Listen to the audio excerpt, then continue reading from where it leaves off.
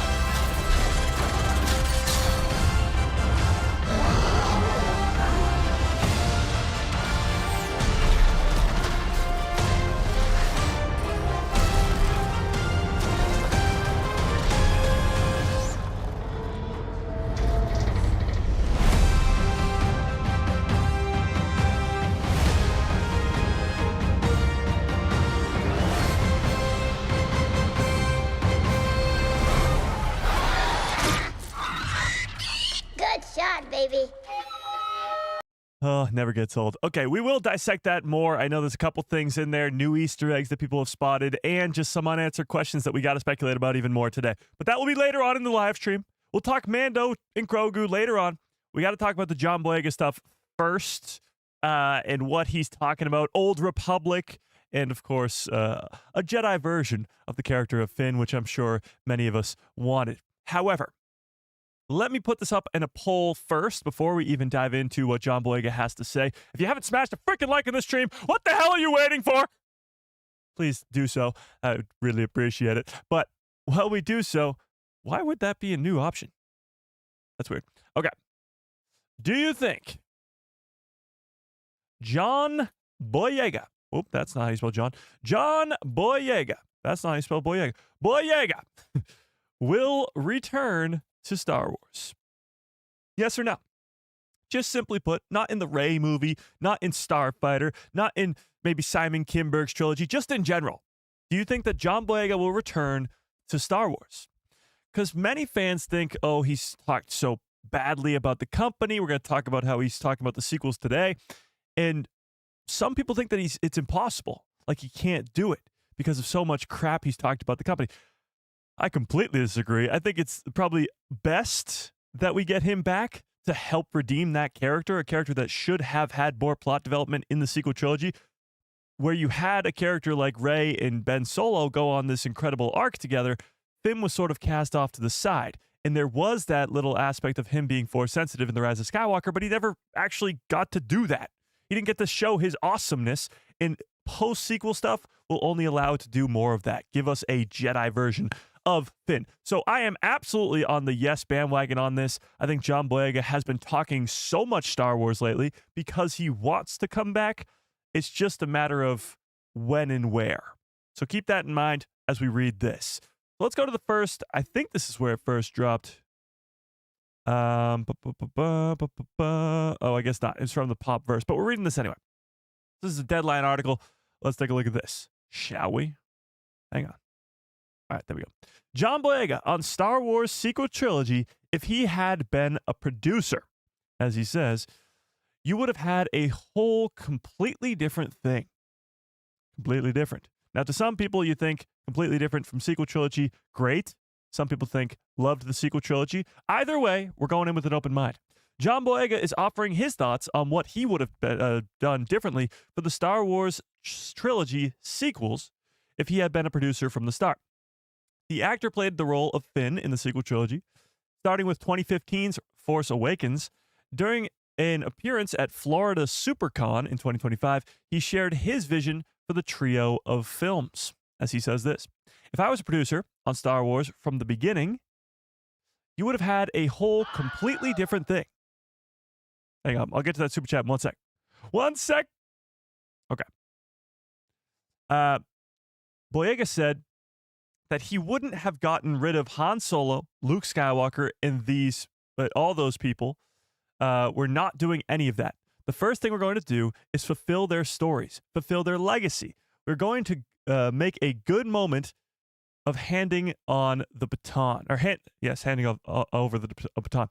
So this is already my first big issue with this. I know you say the things that you want to see as fans, and we wanted to see Luke, Leia, and Han in their prime. You want to see Luke's Jedi Temple. You want to see all this great stuff.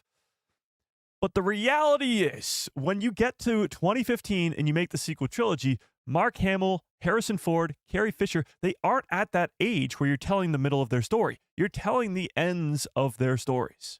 They're older now. This is where they make their final sacrifice, or whatever, the handing of the baton, as he puts it. And honestly, the sequel trilogy, however you do it, is going to ultimately end with these three characters dying. Either that, or there's no real stakes to it, and there is no handing over of the baton because they'll still be there. It's like Obi-Wan and Yoda dying in the original trilogy. That's sort of the handing of the baton. We just didn't know it at the time because the prequels didn't exist. So for me, I think any way you do the sequels, you're going to have to kill off those three characters. I think what John's really talking about here is a completely different story that takes place before the sequel trilogy. And honestly, I want that too. And we still have the opportunity to do that. Maybe in animation, because you can't really have those characters when... Actually, today's Mark Hamill's birthday. Shout out Mark Hamill. Happy birthday. It's his 74th birthday. You can't have a 74-year-old Mark Hamill unless you do a lot of deepfake like they did with the Book of Boba Fett and Mando, and I don't know if they want to do that for an entire series or movie. But unless you're going to do the deepfake, you can't have a 74-year-old Mark Hamill playing a 25-year-old Luke Skywalker. So I would assume animation's the best route to go. But that's sort of what he's talking about here. Getting those fulfilled stories, fulfilling their legacy for those characters is not going to happen in the sequel trilogy. Maybe in a Mandoverse trilogy, maybe in a pre-Force Awakens time period, but not at that point. So I'd love to see their legacies be fulfilled. It just wouldn't happen at the time that we got the sequel trilogy. Yeah. But I continue. Actually, before we continue, let's get to that super chat, just so I don't forget. Darth Plagueis lives with an insanely generous $10 holla. God damn, I appreciate that quite a bit. Says, most realistic time we actually see Cal Kestis next. I'll save that question for when we get to Cal Kestis, all right? And also, do you think that John is teasing something that we don't know about? Much love. Do I think he's teasing like he's coming back for Star Wars? I would assume he's in talks right now. I wouldn't say that John Boyega has definitely already signed on for something in Star Wars, but I would assume that he's been in talks for the Rey movie, probably Starfighter at some point in the discussion phase, and probably Simon Kinberg's trilogy as well. Anything post-sequels, if you're going to have Rey and Finn's not there, and even Poe Dameron's not there for that matter, it's going to feel weird. So you got to bring the whole gang back, and John is the biggest piece of that. Because for Star Wars fans, I think, in particular, people want to see Finn's character probably more than they want to see Rey or Poe's characters continue. Correct me if I'm wrong, but tell me in the chat, of the three main characters of the sequel trilogy, Poe, Finn, and Rey, which one of those characters would you like to see continue the most? Or at least get their character arcs fixed the most? Again, fixed in quotations.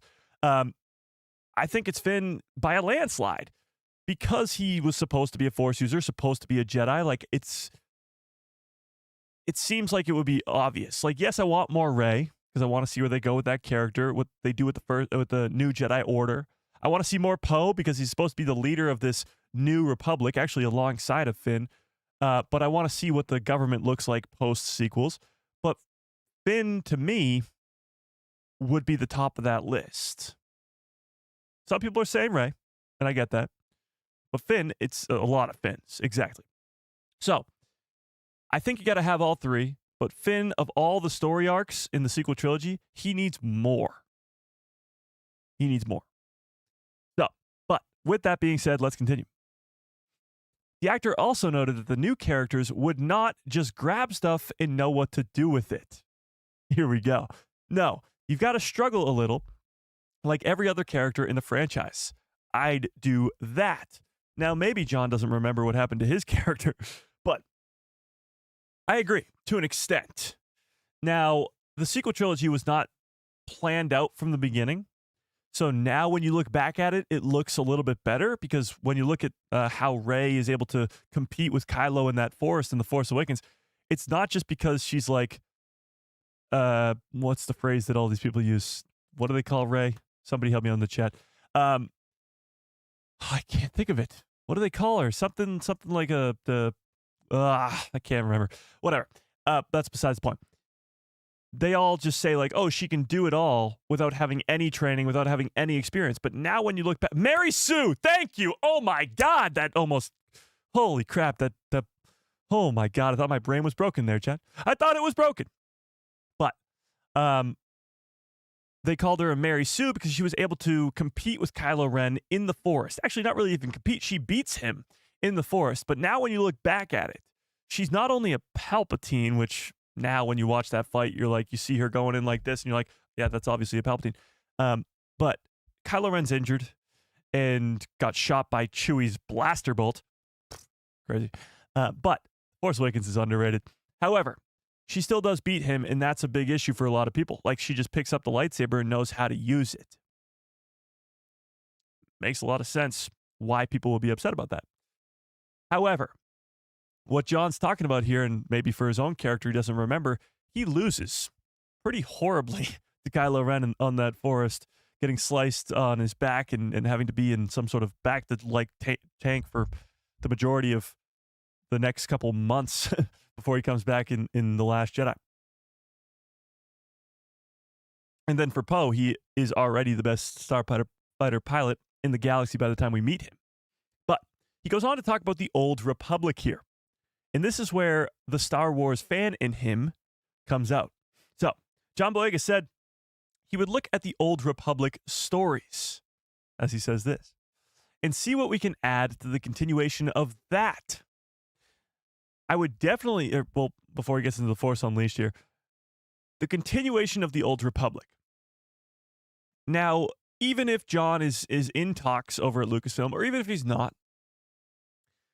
the amount of Old Republic stuff that's been in conversation over the last couple months here has been insane. Not only was Darth Revan himself in the Rebuild the Galaxy's second season, which sort of was pretty great for a lot of Star Wars fans, there've been the Knights of the Old Republic, the KOTOR remake has finally gotten some version of an update leaked out there over the last couple of weeks. And you're getting so much talk about the Old Republic, not just among Star Wars fans, but in leaks, in rumors about what's going on over at Star Wars. Now, I still think we're 5 to 10 years away from the Old Republic because the focus right now is the Mandoverse and the post-sequels. You got probably a Mando trilogy, Ahsoka Season 2, probably a Season 2 of either Book of Boba Fett or Skeleton Crew or something along those lines. A lot of Mandoverse stuff. Then you have the post-sequel stuff with Starfighter, Rey movie, Kimberg's trilogy, like a lot of post-sequel stuff. So it's going to be some time, at least 5 years, until we get to a point where we're getting to the Old Republic. But you also have James Mangold, Mr. Willymon, working on the Dawn of the Jedi. And the Dawn of the Jedi could kickstart us into an Old Republic time period. Now, I mentioned that this is sort of John's fanboy coming out because this is. So many Star Wars fans have been begging for the Old Republic for years. 4 years. And this is just John doing the same thing, in a way. He's talking about how so many Star Wars fans love this time period, and being able to continue that with a sequel story would be incredible. And it would. Let's be honest. It would. If the sequel trilogy had any connection to any of those characters from the Old Republic time period, it would be crazy. It would be crazy. I just noticed the t-shirt you're wearing and it's great. Yes. Those were the droids you were looking for. Yeah. No, but it would be awesome. And I think the Old Republic, when it does come time to do all that, it will integrate some details that connect to the Skywalker saga in very subtle ways, like many little Easter eggs or just connections in the storytelling. But again, I still think that's pretty far away. Pretty far away. Even Dawn of the Jedi. Like, I don't see that coming out for at least a couple, I'd say at least 3 years, but probably even more than that. Yeah. Okay. Continuing. He goes on to talk about the Force Unleashed here. I would definitely want to see the Force Unleashed story in there. Again, a lot of fanboy dreaming going on over here. He continues. I would try to expand the Star Wars universe as much as possible while respecting the lore. Good to hear that. If we are expanding the lore, we have to do it within the respective boundaries and stay true. This is exactly what, or I guess not the Force Unleashed part, but this is exactly what Star Wars has to accomplish. It always does. The sequel trilogy does this. It does expand the lore quite a bit, and it does within the respective boundaries of Star Wars. But especially with the most recent Disney Plus projects, doing that in a way that's cool and innovative is hard to do, but they accomplish it so well. That's why Ahsoka is my favorite thing ever. It expands the lore of Star Wars more than any Disney Plus series, other than Clone Wars, but I guess that's not really a Disney Plus series. More than any other Disney Plus series, and it stays in the boundaries of what's canon in Star Wars. It adds a whole new galaxy. It adds the world between, or continues the world between worlds stuff, but it still stays in bounds of what is canon, which is really, really cool. So yes, a lot of this is just his sort of fanboy dreaming. Old Republic, Force Unleashed, things that people want to hear. However, he's talking about staying in the boundaries of Star Wars canon and staying true to the lore. But if you bring in a character like Starkiller, that'd be pretty hard to do. That'd be pretty difficult to do. Yeah. Okay, but continuing. He then added, but Luke Skywalker wouldn't be disappearing on that rock. Hell no. Standing there and he's like a projector. Sorry. I would want to give those characters way more. Again, pleasing the fans. That's pretty much all he's saying right here. The complaints that people have for the sequel trilogy, not enough Luke, not enough Han, not enough Leia, killing them off was a mistake, blah, blah, blah, blah, blah, blah, blah. All that is what he's saying. That's it. He's pleasing all of us, which is great to hear. But still, Luke Skywalker has to die one way or another. I still am not the biggest fan of why Luke's on Arc 2, but him going to Arc 2 is not my issue. It's the same thing that Obi-Wan did. It's the same thing that Yoda did. It's the same thing that all these Jedi did. I'm not concerned about that. It's why he goes there. And I still think that can be fixed. I still think it can be fixed. And as Cyclops says in the chat, I think Luke's death is perfect, to be honest. He goes out doing one of the most impressive force feats we've ever seen without hurting anyone, the most Jedi thing possible. I agree with that. I think the force projection thing across the galaxy is really cool. That's not my issue with Luke at all. And him dying like that is really, really cool. I mean, it's like Yoda dying in Return of the Jedi, where he just sort of disappears due to being done with everything. He's 900 years old. He can be done. But Luke is done with everything because he does this crazy force feat that kills him, pretty much. That's not my issue. My issue is why Luke got to that island. I'm not upset that he is an old hermit on the island, that he ran away. It's the reasoning for him running away. Yeah. That's my issue. The force projection thing I think is really cool. But John is not a fan. He continues. Episode 7, I thought, was actually an okay start. Oh, wait.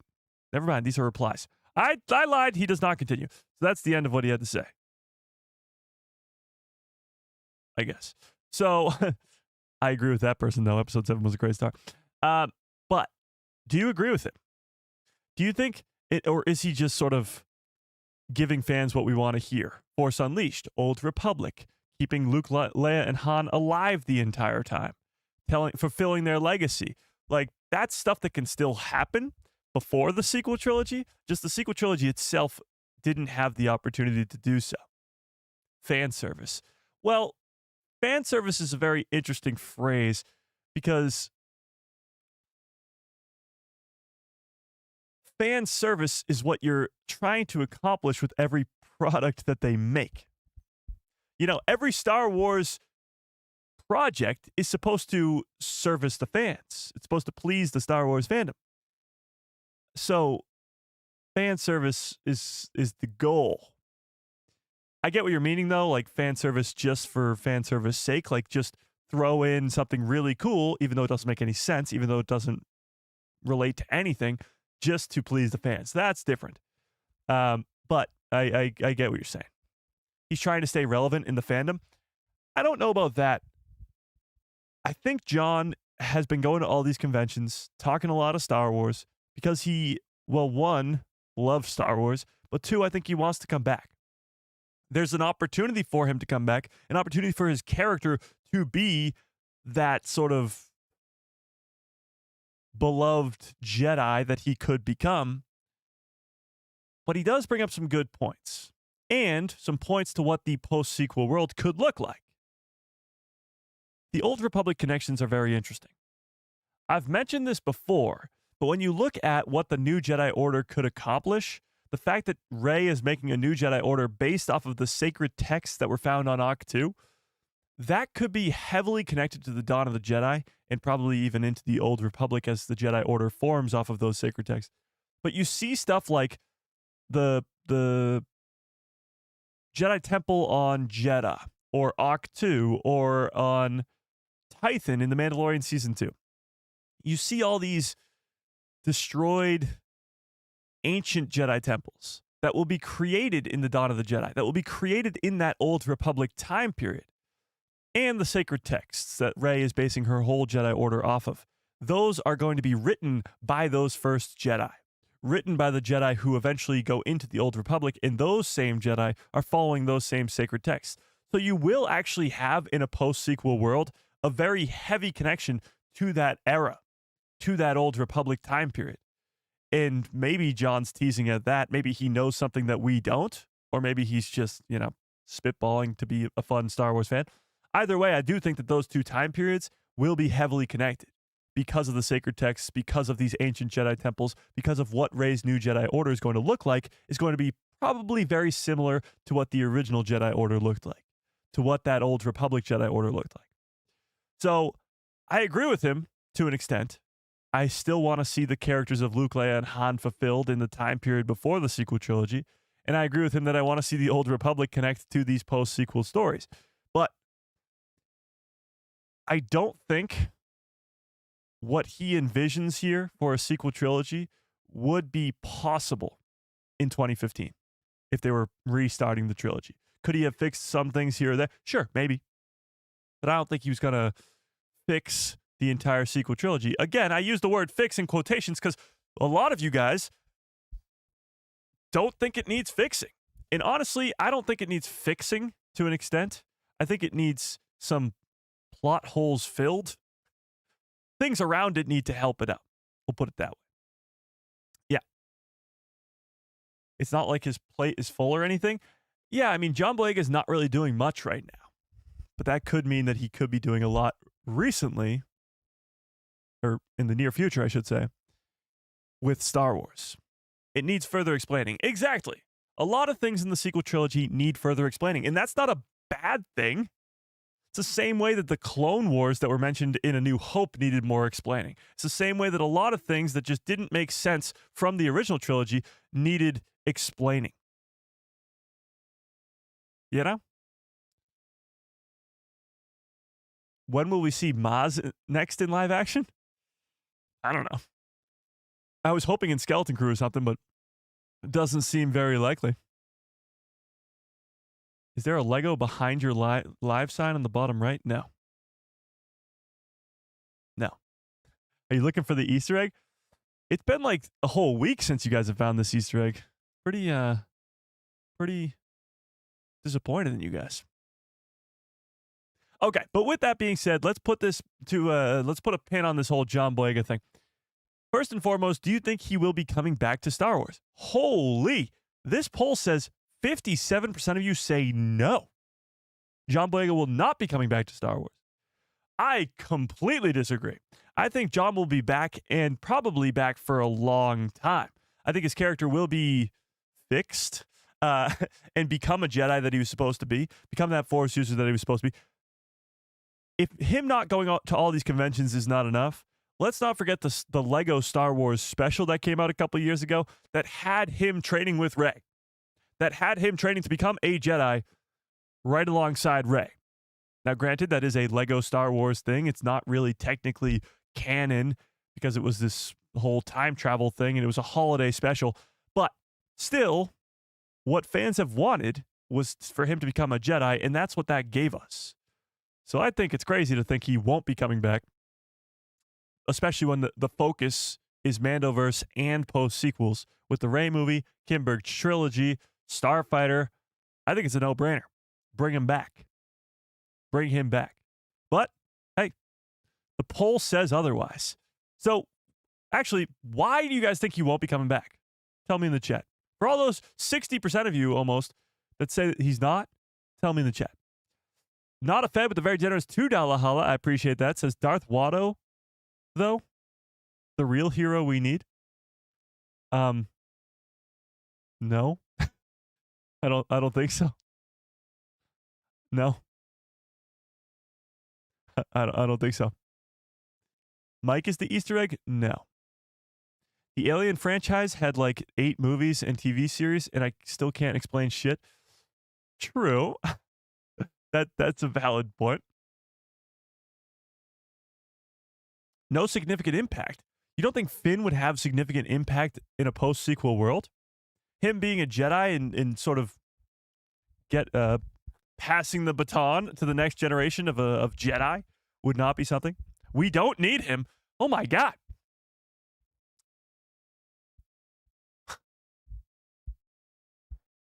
Mike, I don't want to see Super Rey, overseeing any kind of new Jedi Order. I simply see no future in it. I have no interest in it. The sequel trilogy does not suffer from the same ills of the prequel trilogy. I disagree. I want to see more Rey. I get it. There's a lot of people who really don't want to see more Rey, but I do. And it's not that I think she's the greatest character of all time. She's probably not even in my top, 20. But I still want to see more of her. And I do think it suffers from the same thing the prequel trilogy does. Not maybe the same exact thing, but a Clone Wars level series of Luke's Jedi Temple with Palpatine pulling the strings, with Snoke there and the First Order rising and Kylo Ren getting pulled to the dark side, and seeing that happen like we see it with Anakin in the Clone Wars, getting characters like Ahsoka, Captain Rex that we never saw in the sequel trilogy, that we never saw in the prequel trilogy, that have such an impact on the story of these characters as they move along. That would be so impactful to how we watch the sequel trilogy. The same way, when we watch the prequels now, you know what Ahsoka's doing, you know what Maul is doing, and how he returns, and how and who Captain Rex is, and all that stuff with Fives, and how he figured it out, but nobody listened. Like, that kind of stuff would make the sequels so much better, in my personal opinion. Now, maybe for you, you're like, no, don't want to hear it, nothing, blah, blah, blah. But maybe, just maybe, for some of you, you agree. Just maybe. But John Boyega certainly thinks that there was some fixing that needed to happen there. Some connections to the Old Republic and maybe even the Force Unleashed. But as absolutely continuing the story and fulfilling the legacy of Luke, Leia, and Han, which I completely agree with. And I think a animated series of 5 seasons or 7 seasons even would allow you to do that. Like the Clone Wars gives you Obi-Wan, Anakin, Ahsoka, but she's not in the sequels or the prequels for that matter. Obi-Wan, Anakin, Padme, Palpatine, Yoda, Mace Windu.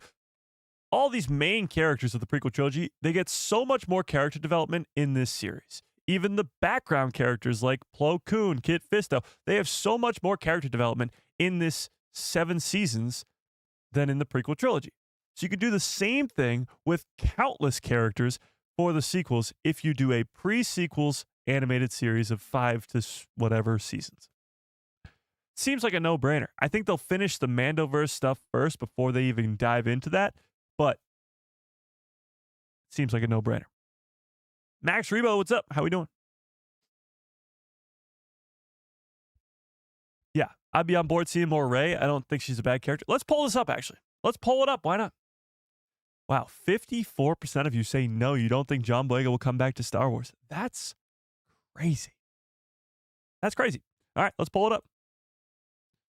Do you want more Rey in Star Wars? This is do you want, because we're getting it regardless. Like Daisy Ridley's already signed on to come back. They brought her out on stage. This is happening. She's going to probably not be the main character of what comes next. We're calling it the Rey movie, but it's not going to be that. I think she'll be much like Obi-Wan in A New Hope. Maybe she won't die in the first movie, but she'll be the mentor type figure to the new main characters. She'll be a main character herself, but not the main character. So I don't think when we talk about the Rey movie, it's her movie, but she will be getting more character development in a post-sequel world. And I'm excited for that. I'm really excited for that. But we'll see. Let's see what you guys think. Well, I love the sequel trilogy films. They need to flesh out more on that era on screen, just not in the books and comics. I completely agree with you. When you look at the eras of Star Wars, the prequel era, the original trilogy era, and the sequel trilogy era, it's like a ghost town over there in the sequels. Yes, you have like Resistance, but that really doesn't have, other than a couple appearances of Poe Dameron and Kylo Ren in the very end, it's not really connected to the sequels at all. Yes, you have your comics and your books that are now starting to tell a little bit of that story, but that's it. With the original trilogy, you have like 12 years of comic runs. You have Andor, Rebels, Rogue One, all this stuff that has to do, and even post-original trilogy, you have Mandoverse, Mando 3 seasons, Book of Boba Fett, Ahsoka, Skeleton Crew, all this, and now you get another movie. At the prequels, I mean, come on. You got books out the wazoo. You got prequels like The Acolyte, post-sequels like The Bad Batch, Kenobi, Solo, and even the 7 seasons of the Clone Wars. With the sequel trilogy, you got nothing. Nothing. It's a ghost town. So we need more. We absolutely need more. Yeah. Rey can't be struck down because she's already more powerful than we could possibly imagine. People think that Rey has this ungodly power. She does not. That whole Rise of Skywalker sequence is all of the Jedi coming to back her to take down the most evil being and presence in the galaxy. That's all the Jedi from the past with her in that moment. In the power of that, taking down Palpatine.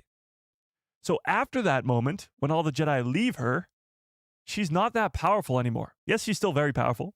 She's still a very strong Force user, but she's not that god level that she was at the end of Rise of Skywalker.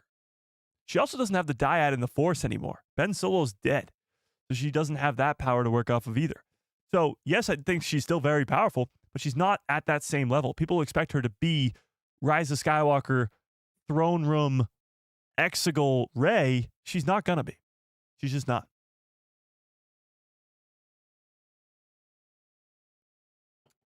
Yeah.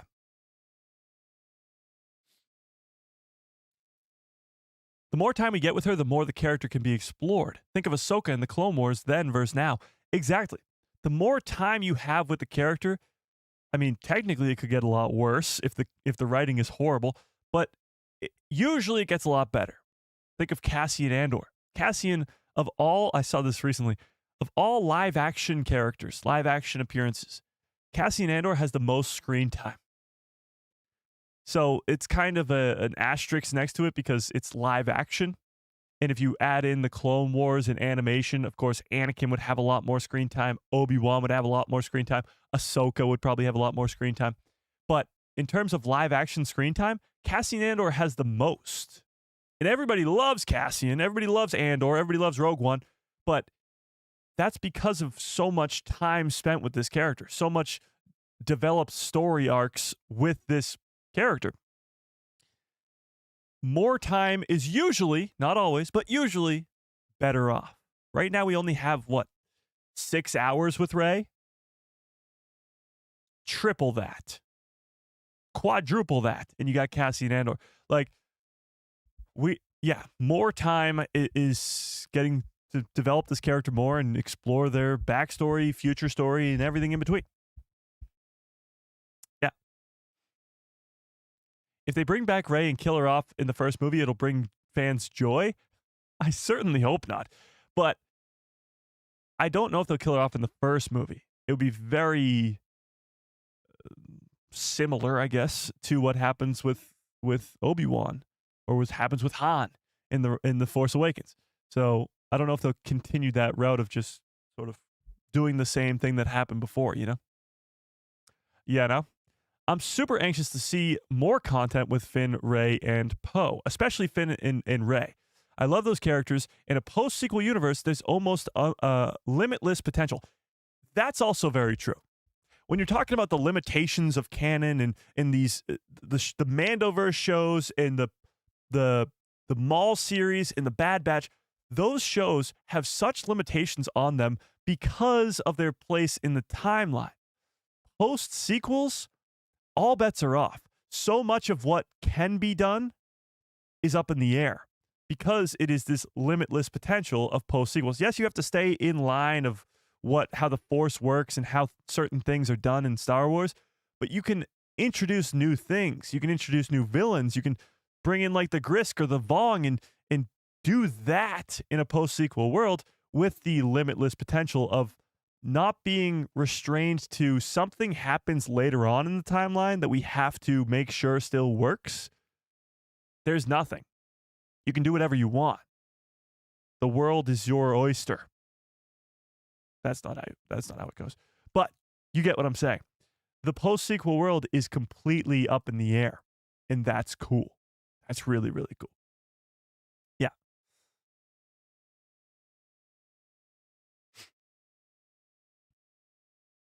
Mike, regardless on your thoughts of an animated show to flesh out the sequel trilogy era, do you really believe that Dave Filoni cares to examine that time period he never wrote about? His mentor never sanctioned? Yes. I do a lot. Because Dave Filoni, as much as he is a prequel guy, he's an original guy. He grew up on the original trilogy in the post-original trilogy time period in the 80s and 90s. So he's of the time where Luke Skywalker, Leia, Han, those were his people. Yes, he worked on the Clone Wars with Anakin, Obi-Wan, all those prequel trilogy characters, but he still talks about Luke like it's his, like that's what brought him into this world, because it is. So I think Dave Filoni would kill to get a chance to write stories about Luke, Leia, Han, show the downfall of those characters and what happens with all that. I think you'd love to do it. Absolutely. Yeah.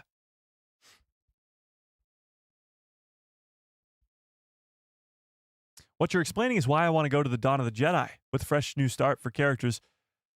Yes, well, the sequel trilogy, post-sequel trilogy, this Rey stuff is exactly what the Dawn of the Jedi is for that time period. It's a clean slate. It's a fresh start.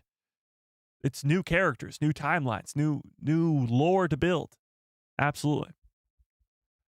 Because even though you can still add to the lore inside the Skywalker timeline like Ahsoka does with new galaxies and Night Sisters and explaining all that different variations of the Force,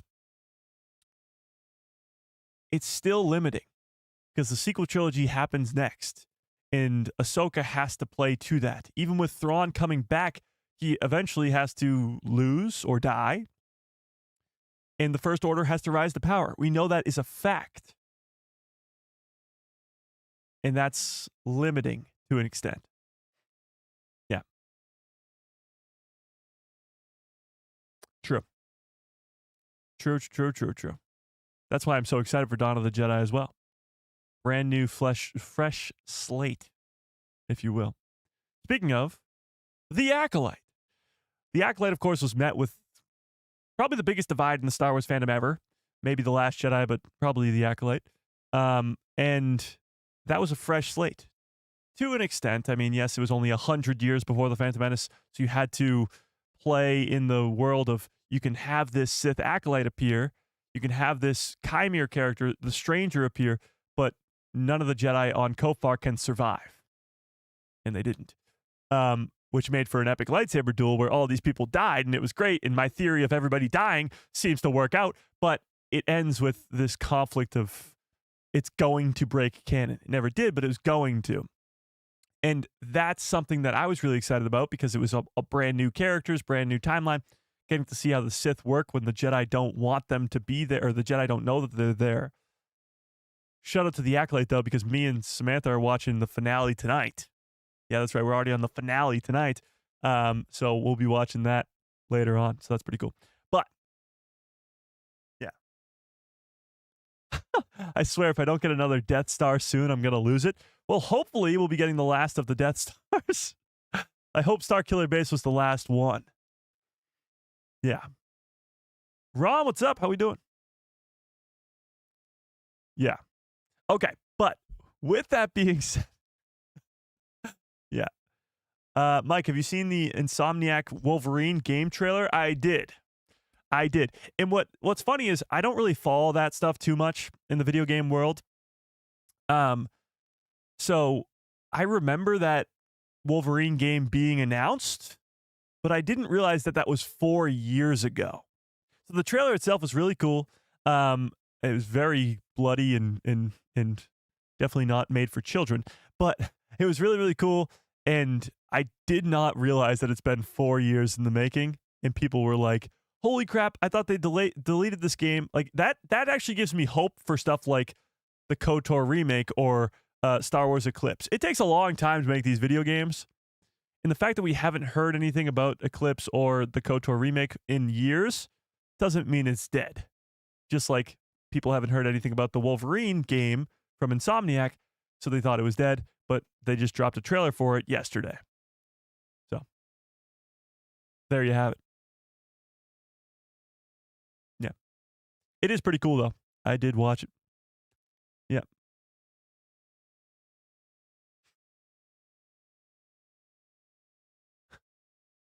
Palpatine's dead and nobody cared about planet-destroying weapons in the universe besides him?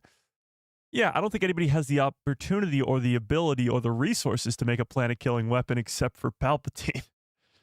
You know? You know? Okay, but let's move on a little bit here because we got to get to the Mandalorian stuff and we got to get to Cal Kestis stuff too. So we can't spend our whole time talking about John Boyega in the sequel trilogy as much as I know you guys love the sequels so much. By the way, this poll actually went a different direction. So you guys don't think that John Boyega is coming back to Star Wars, but the majority of you think that Rey will be in more Star Wars. So you think we'll get more Rey without Finn? You think we'll get a new Jedi Order without Finn being there? I think that's crazy. I think if you have one, you have both. And I don't think it works without both of them. You know? The Sith had a massive destruction event for the Old Republic. That's true. I didn't actually think about that. Going back in time, you could get more. It's not a Death Star, but it's giant Death Star destruction events. You even had like the hyperspace disaster, the Great Hyperspace Lanes disaster, or whatever it's called, from the High Republic. Like there's still giant, horrible events where billions die in the galaxy. They're just not planet-killing weapons, I guess. Yeah. No, you asked if we want more Rey and if we think that Finn is coming back. Not if we wanted him back, LOL. True, but even if you want more Rey, then you would assume that Finn would be alongside with them. Like, Rey is confirmed to be coming back. I was asking if you want more Rey, because it's already confirmed. Finn is not confirmed to come back, so I asked if you think he'd come back, and you guys said no. So with the confirmation that Rey is already coming back, you guys still don't think that Finn is coming with her.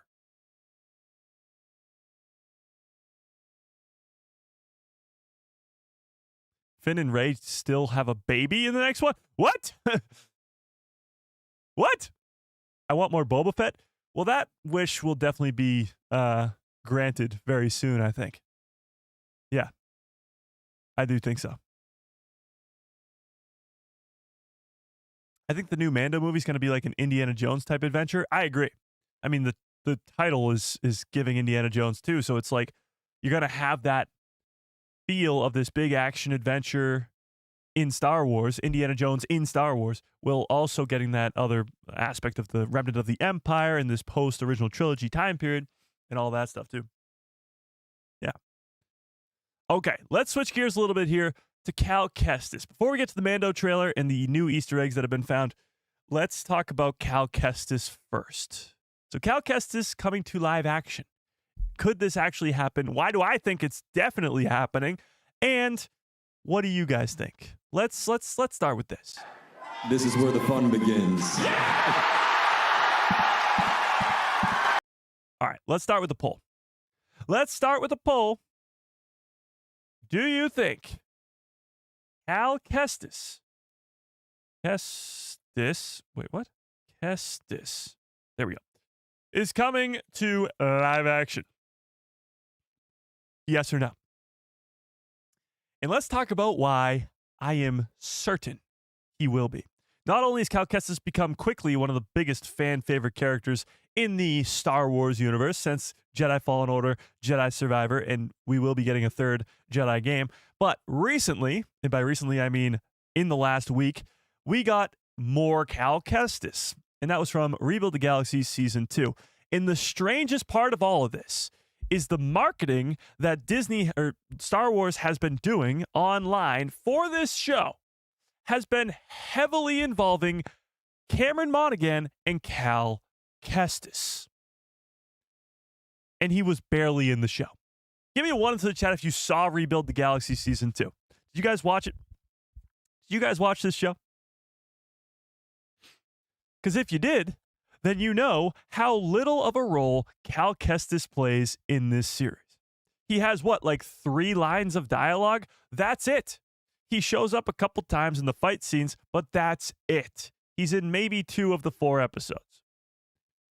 However, Ashley Eckstein, the kid from Stranger Things, I'm blanking on his name, sorry, and Cameron Monaghan are the 3 that they are pushing to do all the advertisements for this show. Yes, Ahsoka coming back, Ashley being the voice for the first time in like 2 or 3 years, or maybe even more than that, is really cool.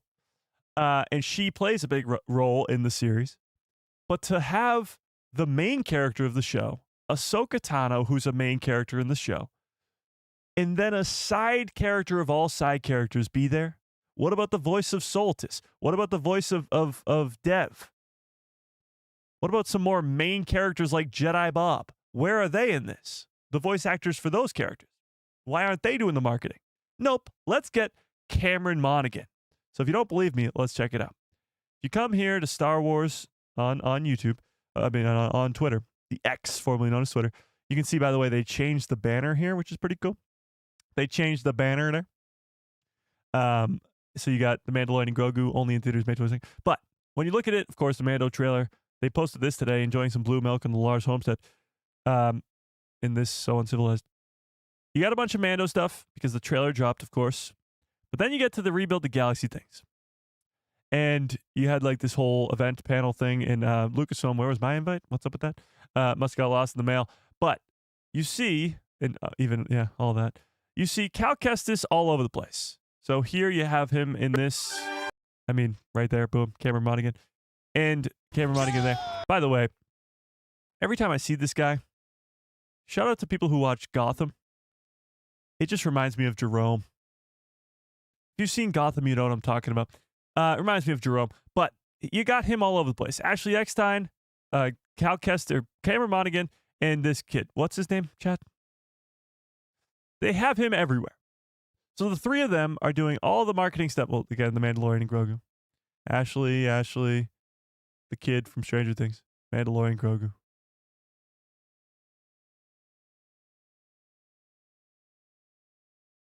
This is pretty funny. And those are the trailers. Okay, so Cameron, if I can scroll back up here.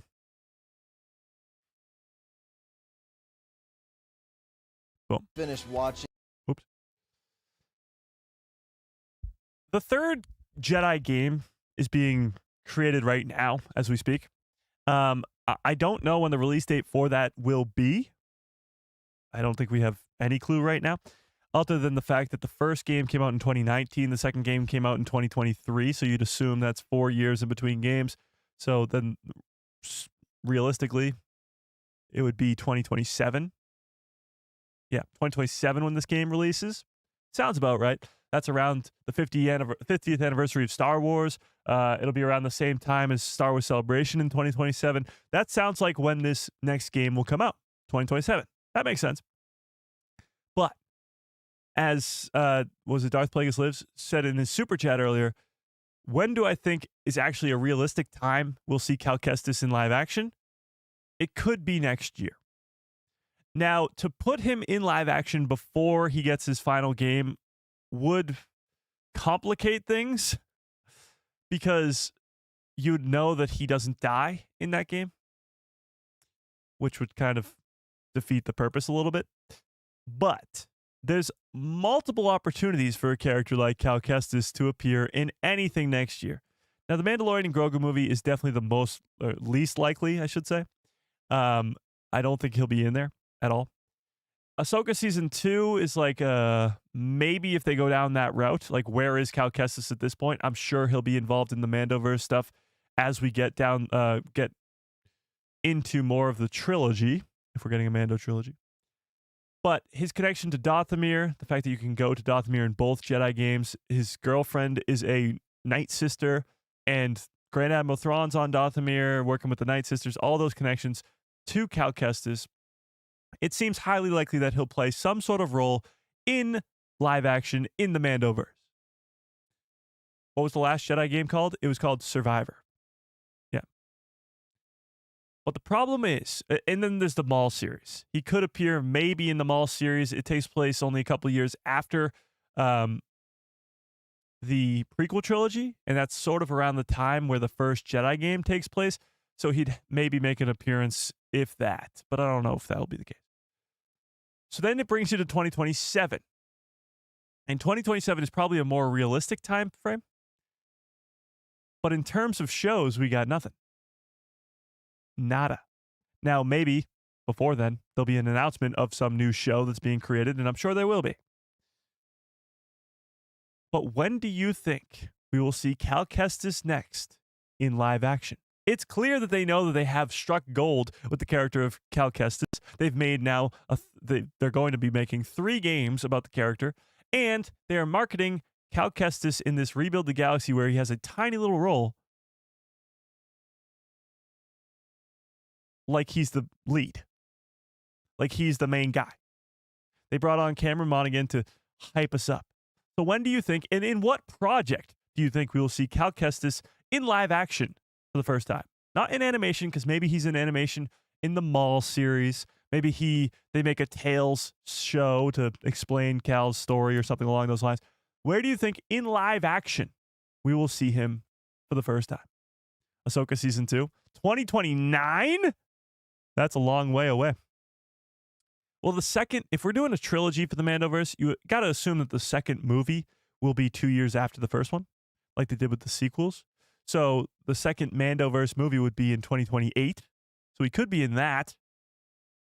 He could be in that.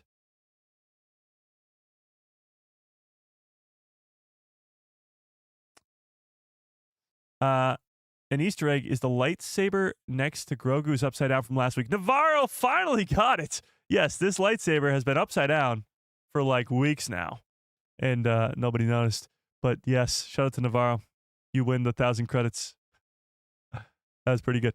Okay, but I've never seen Shameless, but I've heard that Cameron is in it. Yeah, Cameron Monaghan is in Shameless. I have not seen it either, but I do know that for sure. Yeah. Indeed. They might sell more games by showing him in live action. That's another thing, too. Yes, you might ruin the fact that he doesn't die in the third game, but let's be honest, other than me, who was going to make the prediction that Cal Kestis dies in the third Jedi game? Nobody.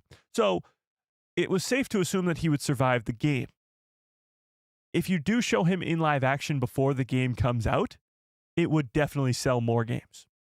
Now, the games are already very popular, but if he's in like a Mandoverse movie or something, it would really be a lot better. It would sell so much more. Yeah.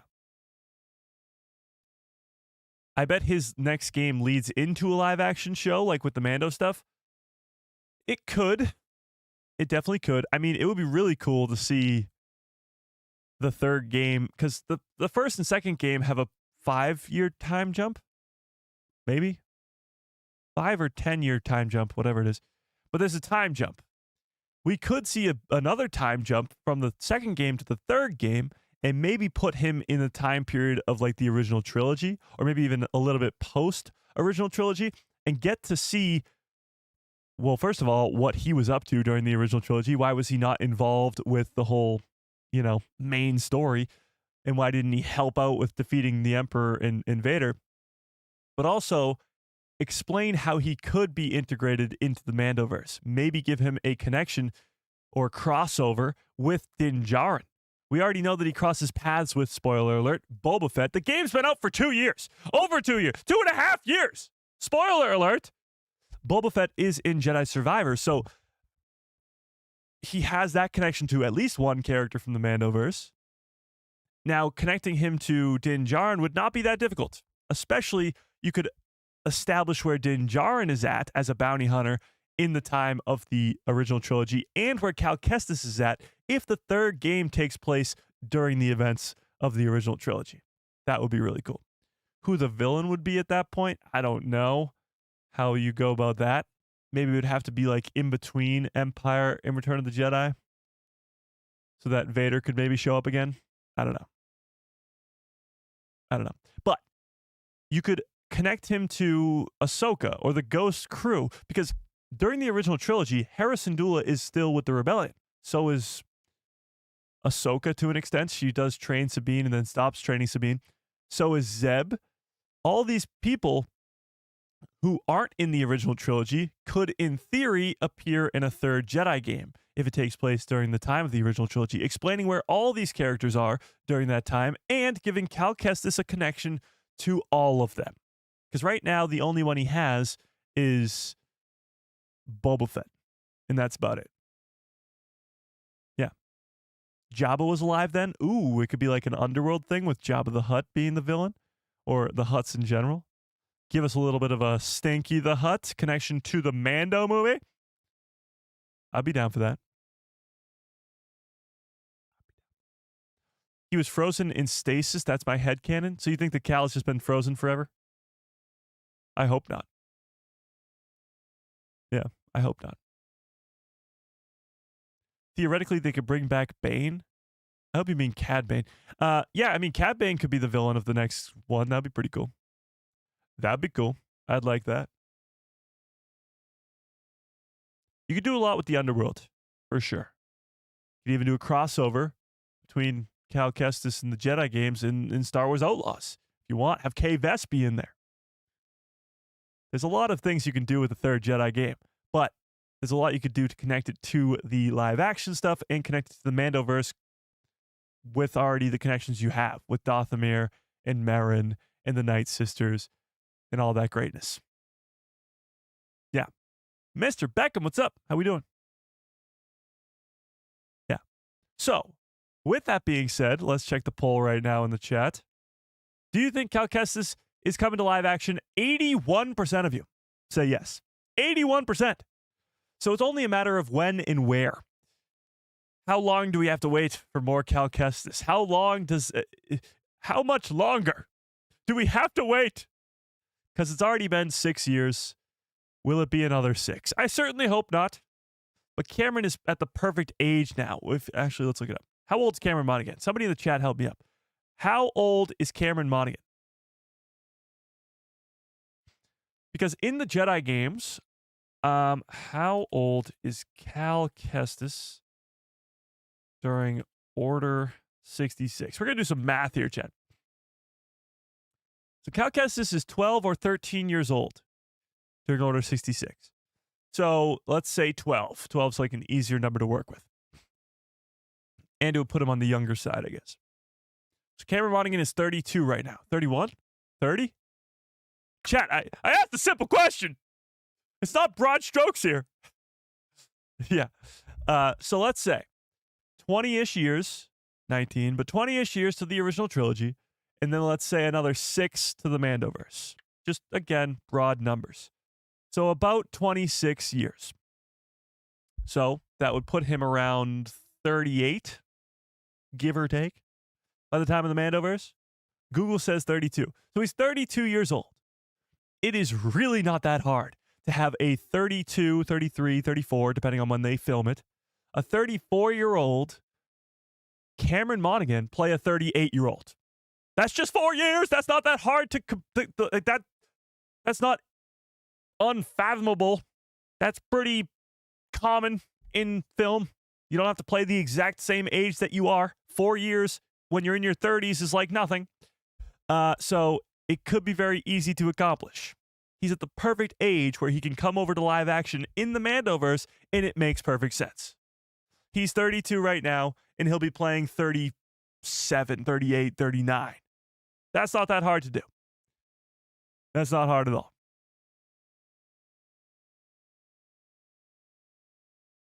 So I assume that when they give us Cal Kestis, it'll be this huge surprise. It'll be like Luke Skywalker showing up at the end of Mando Season 2. It'll be like Bo-Katan, Boba Fett showing up at the Mando Season 2. It'll be this huge thing that nobody saw coming. They'll keep it a big old secret, but I think it's going to be sooner than later. Yeah. I also think you're going to have a similar issue with like a Starkiller type character with Cal, because in the game, you can upgrade Cal to be like this ridiculously powerful character. And when he comes over to canon, he's not going to be that, or comes over to live action, he's not going to be that. But he will be probably pretty powerful. He does go toe-to-toe with Vader. I mean, not really. He gets stabbed by Vader, but he does go toe-to-toe and defeats a bunch of Inquisitors. So he has the experience. Was trained for 12 years to be a Jedi at the Jedi Temple, survived Order 66, and has had a lot of training since then. So it would make a lot of sense for him to be coming into the Mandoverse around this time. The actor is the right age. Fans really want it, and the connection is there. in order for people for the New Republic to understand Dathomir, to know what the planet is like, to know what they're getting into with Night Sisters, who they gonna call? Who you gonna call? Don't say Ghostbusters because it's Cal Kestis. Maybe Cal Kestis and Merrin are the Ghostbusters. I don't know. But who are you going to call? The only people that know the Night Sisters better than anybody is a Night Sister herself, Merrin, and the only person who's going to know anything about Dathomir and the landscape and how it works and what's going on there, it's Cal Kestis. So if the Ghost crew, if Hera, or even the just New Republic in general, know anything about Cal Kestis, they'll know that, and they'll be going to him for help. When they realize that Dathomir is the home planet for Thrawn, they'll be going to him. Or not home planet, but you know what I mean. Home base. I will say, Ahsoka Season 2 concept art that was shown at Star Wars Celebration did show Hera Syndulla on what looks to be Dathomir. So if we're going to Dathomir in Ahsoka Season 2, then maybe Cal Kestis is in Ahsoka Season 2. And that would be pretty wild. Yeah. That'd be pretty crazy. Cal and Merrin are dead? No. They're definitely not dead. Yeah.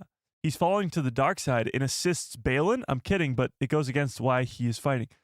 Yeah, you do get a lot of dark side Cal in that second game, but he kind of comes back around at the end. You know, he goes against the dark side, defeats Bode, and then protects his child, you know? The other thing, too, is you have Luke Skywalker's Jedi Temple. Will Cal be involved in that? What do we think? What do we think?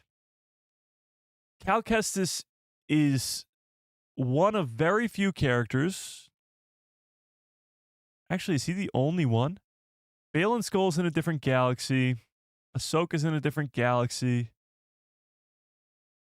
Kanan's dead. Cal might be the only living Order 66 survivor in the galaxy. Maybe. Unless I'm forgetting somebody, but I think he is.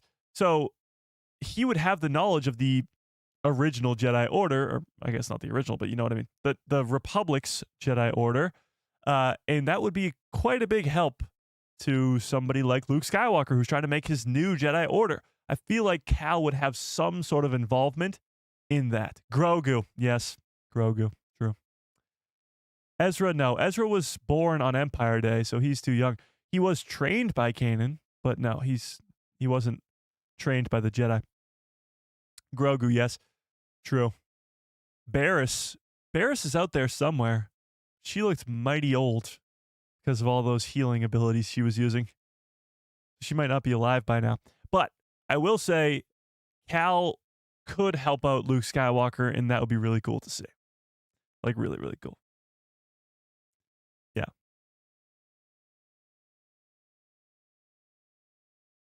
Cal is just tapping into his emotions for the dark side.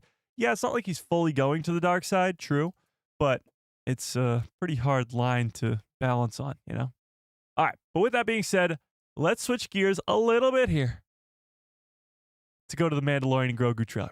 So we watched it at the beginning of the live stream. We started the stream off great with a Mando trailer.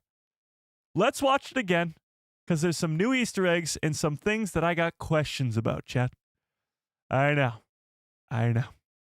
Reva. Actually, Joe brings up a great point. We don't know what the hell's going on with Reva. Quinlan Voss. I assume Quinlan's dead at this point, but you never know. You never know. But let's watch the trailer. Let's watch it through one more time, and then we'll get into the breakdown stuff. Pause. Can I get some good cups full of orders in the chat, please? Bumpa! Get hyped up. Good cups full of orders. Hit it.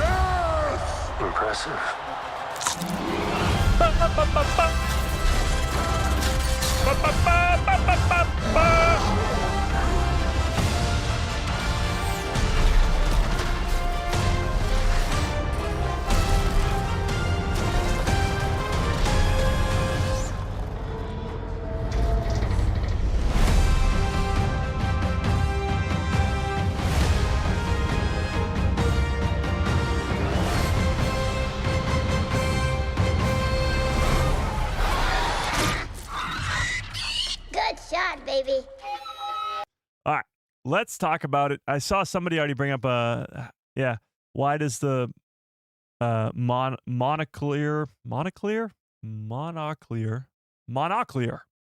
that sounds so wrong, show a binocular display? Yes, we'll talk about that too. So that's sort of the trailer magic, if you will. But we do have some Easter eggs in here, and yes, I see Sir Junda is, yes, dead. Jocasta knew, I'm assuming she was 1,000 when she survived, but she's dead from a canon Vader comic too. Yeah. Bad editing then? No, that's actually the point. So there's a lot of things in this trailer that purposely make you think one thing so that you're not thinking about something else. Let's put it that way. Take a look. So going to that sort of scene because I like it so much. Grogu's obviously looking through this one monocular, I guess. And then the next scene is a binocular. 2, not 1, but 2. The reasoning for this is 2 completely different locations and 2 completely different scenes, making you think 2 different things are going on here. So this planet looks a lot like the Adelphi base planet. So you assume that there's Imperials, these stormtroopers, running around the Adelphi base. But these are 2 different locations because this is not the Adelphi base. This is somewhere else completely. Now, what this place is, we don't know. A lot of stormtroopers around. And this might play a huge role into the actual plot of the movie and what the goal is for Din and Grogu. And that's why this is the only time in the trailer we see this location and we see a lot of stormtroopers. Because this is it. Other than Zeb fighting stormtroopers in that like hallway scene that he has, those are the only stormtroopers that we see. So they're trying to give us a tiny little peek at what's going on here without showing us. It's not bad editing. It's actually great editing to show us what we're supposed to see but not supposed to see. They're not trying to give it all away, but they're giving us breadcrumbs. And this is one of the biggest ones. They're making you think that Grogu's looking at this thing, but it's not that actual thing. Trailer magic, if you will. So, there is a big old Easter egg that some people have seen that I have pulled up over here. This one. So, do you guys remember the Halcyon Star Cruiser? Halcyon? The $1 billion a night hotel from Star Wars? You guys remember this? Give me a 1 into the chat if you remember this Halcyon Star Cruiser thing.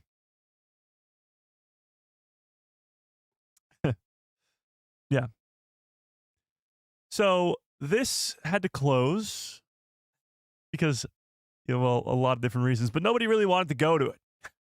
It was too expensive. It was cool, like the idea of an all immersive place like that. It sounds cool in Star Wars, but it closed because, it was not good. Too expensive. Nobody really wanted to do it because it was too expensive, and it closed. However, it can be seen right here in the Mandalorian and Grogu trailer.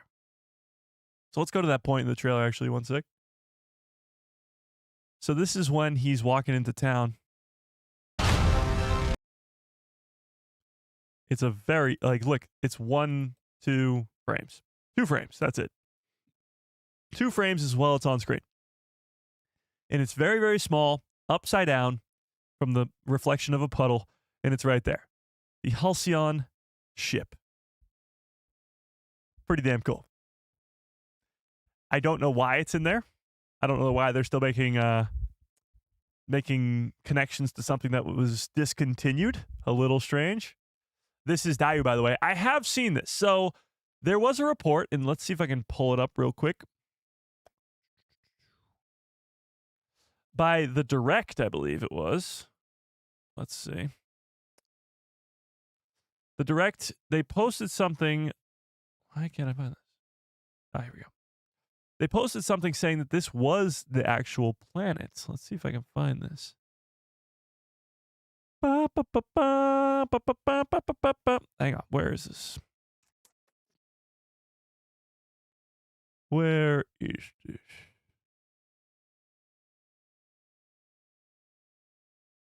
I don't know if they confirmed this or if it was just their speculation. Does anybody know where this is? I'm not too sure where they said this, but I don't know if it was like them confirming it or them just speculating. Can somebody send it to the Discord? If you guys are not yet in the Discord, there's a link in the description below to a Discord called The People Who Love Star Wars. Go join it immediately. But the theory was this planet could be like Nar Shaddaa or Daiyu, which is the city planet from Kenobi. Or it could be, I guess, any sort of city planet. But somebody confirmed that it was supposed to be Daiyu. I don't know if that is true or not, or if it's confirmed by Lucasfilm or not. Yeah. But either way, this is the planet where all those gladiator things are going down. I think this could be maybe one of the opening scenes of the thing. It's not a confirmation. I just heard it from several YouTubers. Okay, well, that's confirmation enough for me? No. No. Yeah. Okay, but whatever it is, this planet, really, really cool. You got the Halcyon little Easter egg right there. Thankfully, we got this really cool article from Star Wars Newsnet where they kind of dive into all the Easter eggs all at once. So let's take a look at this. This article dives deep into all of it. So let's take a look. Of course, you have our great character right here. Our very fancy lizard man. Mandalorian and Grogu trailer and poster breakdown. The trailer for The Mandalorian and Grogu, Din Djarin and Grogu's first outing on the big screen, is here and gives us our first look at what we can expect to see, as well as giving us a glimpse at the action. The trailer also has a few Easter eggs and callbacks to the series and other Star Wars stories, in particular, the original trilogy. Yes, take it all with a giant grain of salt. Yeah, that's sort of what you always have to do when it comes to Star Wars leaks and news. Lucasfilm is so good at keeping secrets that even like leaks that are coming from very reputable English, that ain't it, sources can be wrong and is wrong a lot of times. But as we see, so in the opening scene, we see a Razor Crest, not the same Razor Crest from Mando Season 2. That has been an issue here online. It's not the same Razor Crest. It's got the yellow stripes to sort of make sure you don't think it is, but some people are still getting it confused. Atop a cliff, we see a hangar of the New Republic's Adelphi base right there. Boom. This shows that the movie is picking up right where the series left off. Season 3 shows Adelphi as the home of the Adelphi Rangers, the squad Carson Teva is attached to. I got some a bad news sort of theory that I have. And here it comes. Mike's killing off everybody. No, but seriously, when we see like this scene from the trailer, you assume they're on Adelphi. You assume they're looking at the Adelphi base. And the only reason that Din and Grogu would be hiding behind a sand dune while looking at the base would be if the Empire has arrived, or the base is destroyed, or something along those lines. So the lack of Carson Teva, and yes, it's just the first trailer, first poster, but the lack of Carson Teva and the replacement of Carson Teva for Sigourney Weaver implies that he might be dead. Implies to me that he might be dead. So what if they get to the Adelphi base and it's completely destroyed? And Carson Teva is gone. He's not, I mean, you'd think he would be one of the very few cast members that they would confirm to be in the movie, just because he's been so involved with Ahsoka and Din Djarin's story through The Mandalorian and the Mandoverse stories. It would be an unlikely death that people wouldn't see coming. Like, for example, if the remnant of the Empire is to be posed as a threat to Din Djarin specifically, he would have to go after people that he cares about, or locations that he cares about. Because the remnant of the Empire has been around for a while, since the Emperor has fallen. And to Din Djarin, they haven't been an issue, because he's a bounty hunter, and now he's just taking care of this kid. But now he's working for the New Republic. Now he has Mando friends. If the remnant of the Empire destroys the Adelphi base, that affects him. If the remnant of the Empire destroys Navarro, killing Greef Karga, that affects him. So if he takes some big old L's by losing Carson Teva in his New Republic base and losing Greef Karga in his home on Navarro, that would make him want to fight back. Give him a reason for hating the Empire or the remnant of the Empire and actually make him want to fight back. You know? Yes, he's already fought the remnant of the Empire before, Moff Gideon, but he seems to think that Moff Gideon is dead. I think he is. And he's defeated the threat. He's reclaimed his home world. It's possible. It's possible. Yeah. Sigonia is at the Adelphi base, though. Is it the Adelphi base?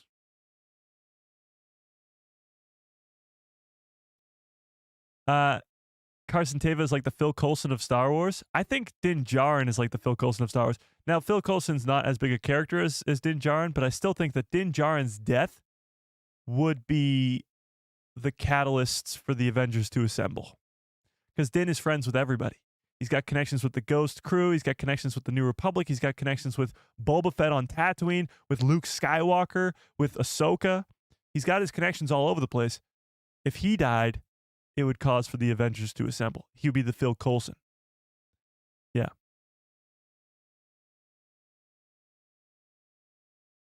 Yeah. Okay. But with that being said, it could be the case that Carson Teva is boom, blown up and dead. But, and this could be even more trailer magic, where this scene in particular is the Razor Crest flying up on Adelphi base, and you see Adelphi base, and it looks pretty good. If we can zoom in on this, hang on. Yeah, it looks intact.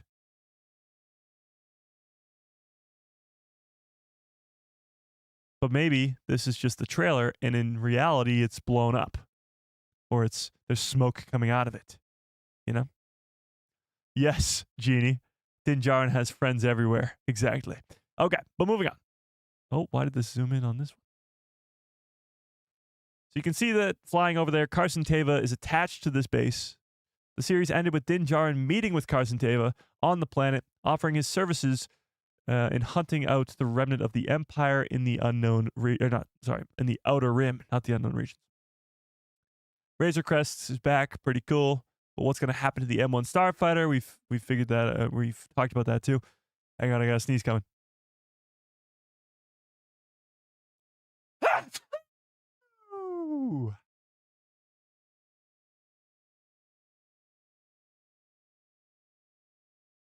think that's it.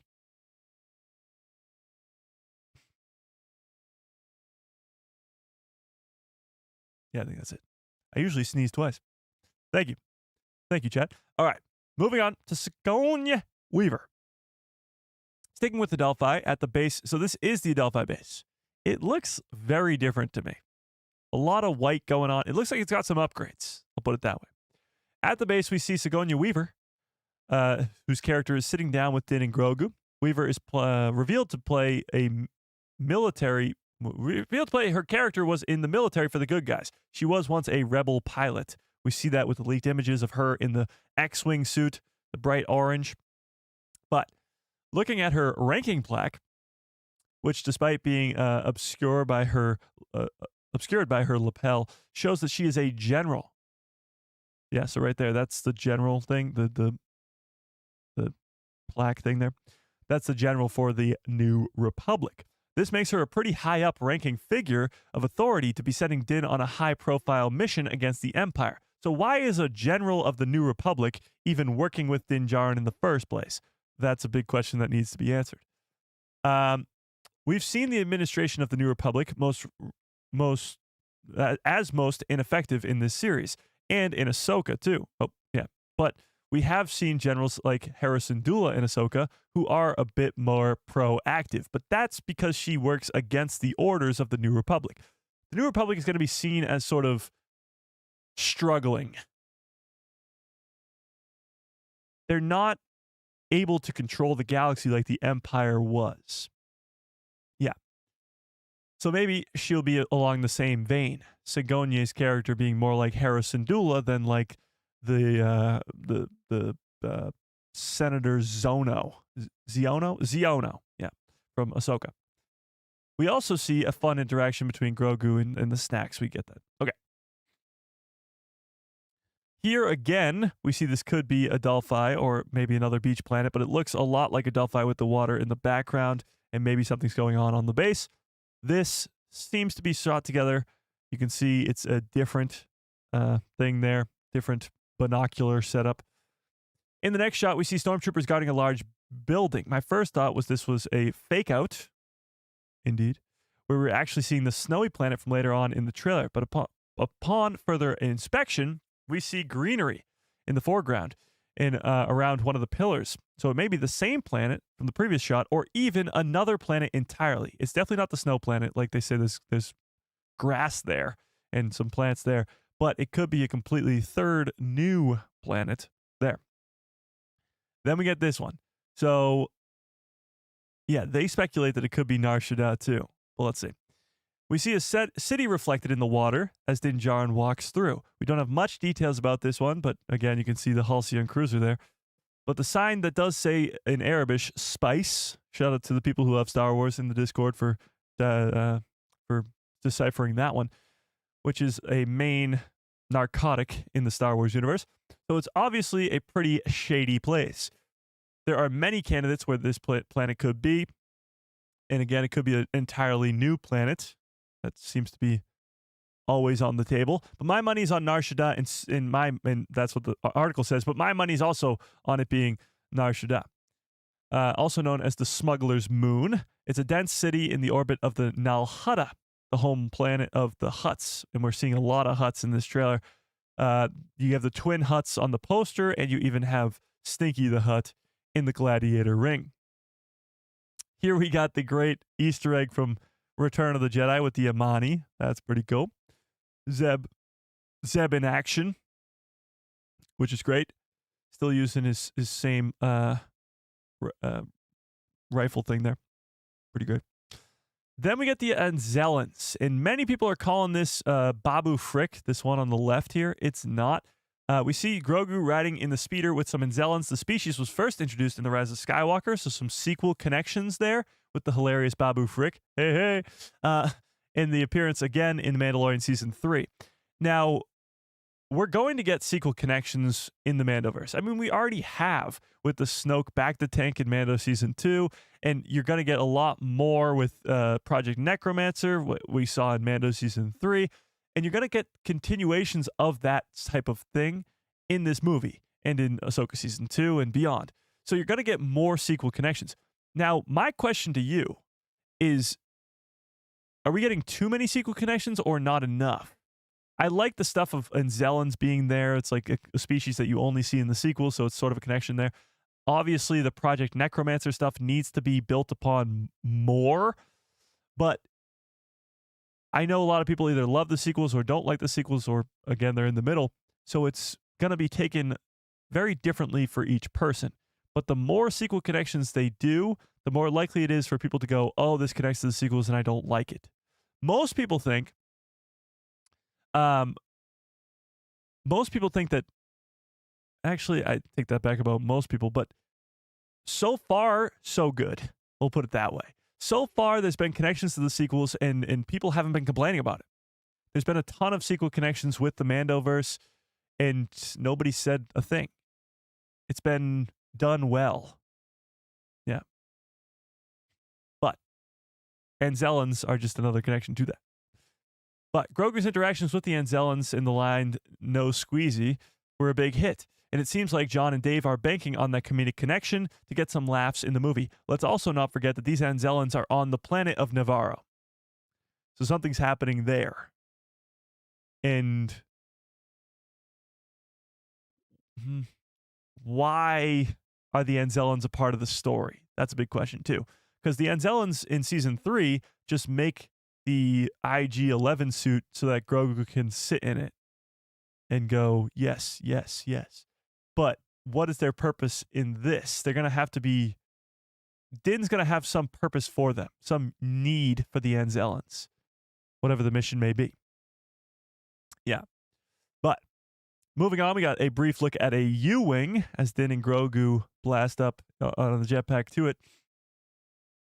Clearly still in operation in the New Republic era. You have the New Republic sign next to it. Stinky the Hutt. From this to this. We see Rada the Hutt in all his glory. When we first saw Stinky, he was an infant in the Clone Wars, but now he's all grown up. Because Hutts actually live for hundreds of years. Some people don't know that, but Hutts are really, really old. He's all grown up now, and he's taken center stage in this arena. Presumably, he's in charge of the fight, of the arena fight, and my guess is that he's also on Nar Shaddaa. He might be taking over Jabba's holdings closer to home, while Boba occupies his palace on Tatooine. Yeah, that could be the case, too. That could definitely be the case. But with this, you actually see, they bring up a good point that I didn't think of. It could be that Stinky is running this gladiator ring, and that's why Din is fighting that creature and not Stinky later on in the trailer. But he's also jacked, and like they're playing that off. So maybe he runs the thing, but he also fights in it. I don't know. We'll see. We shall see. Hang on. We got a membership thing? Oh, WV Grab with a 9-month membership badge. That's crazy. That's wild. I appreciate it. Let's get back to this.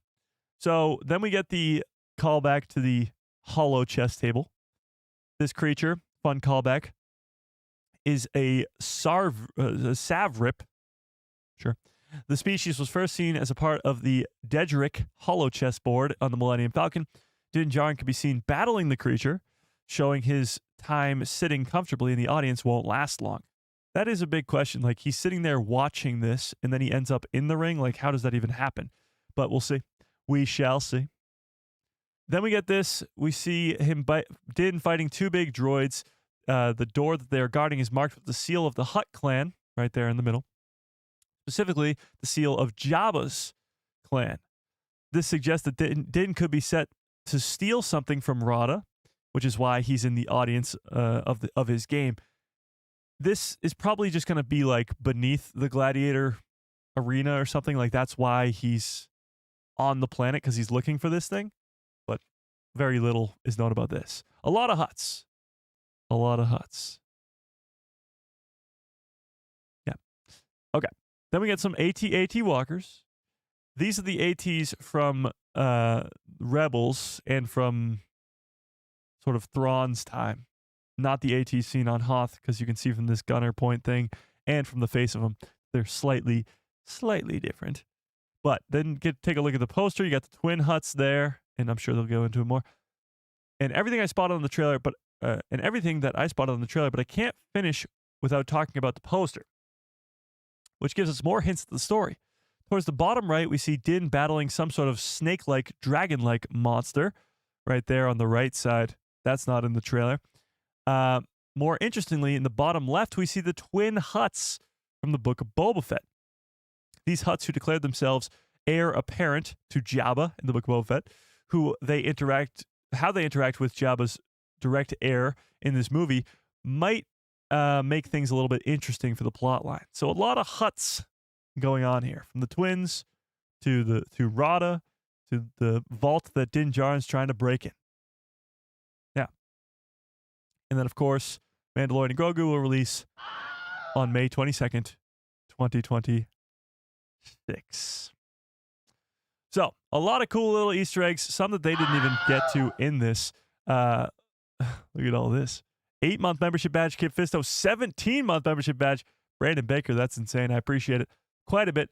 Becoming a member, it's the best way to support the channel, so I appreciate it quite a bit. And actually, next week must be the last live stream of the month. So we got a giveaway coming out next week for you members. So there you go.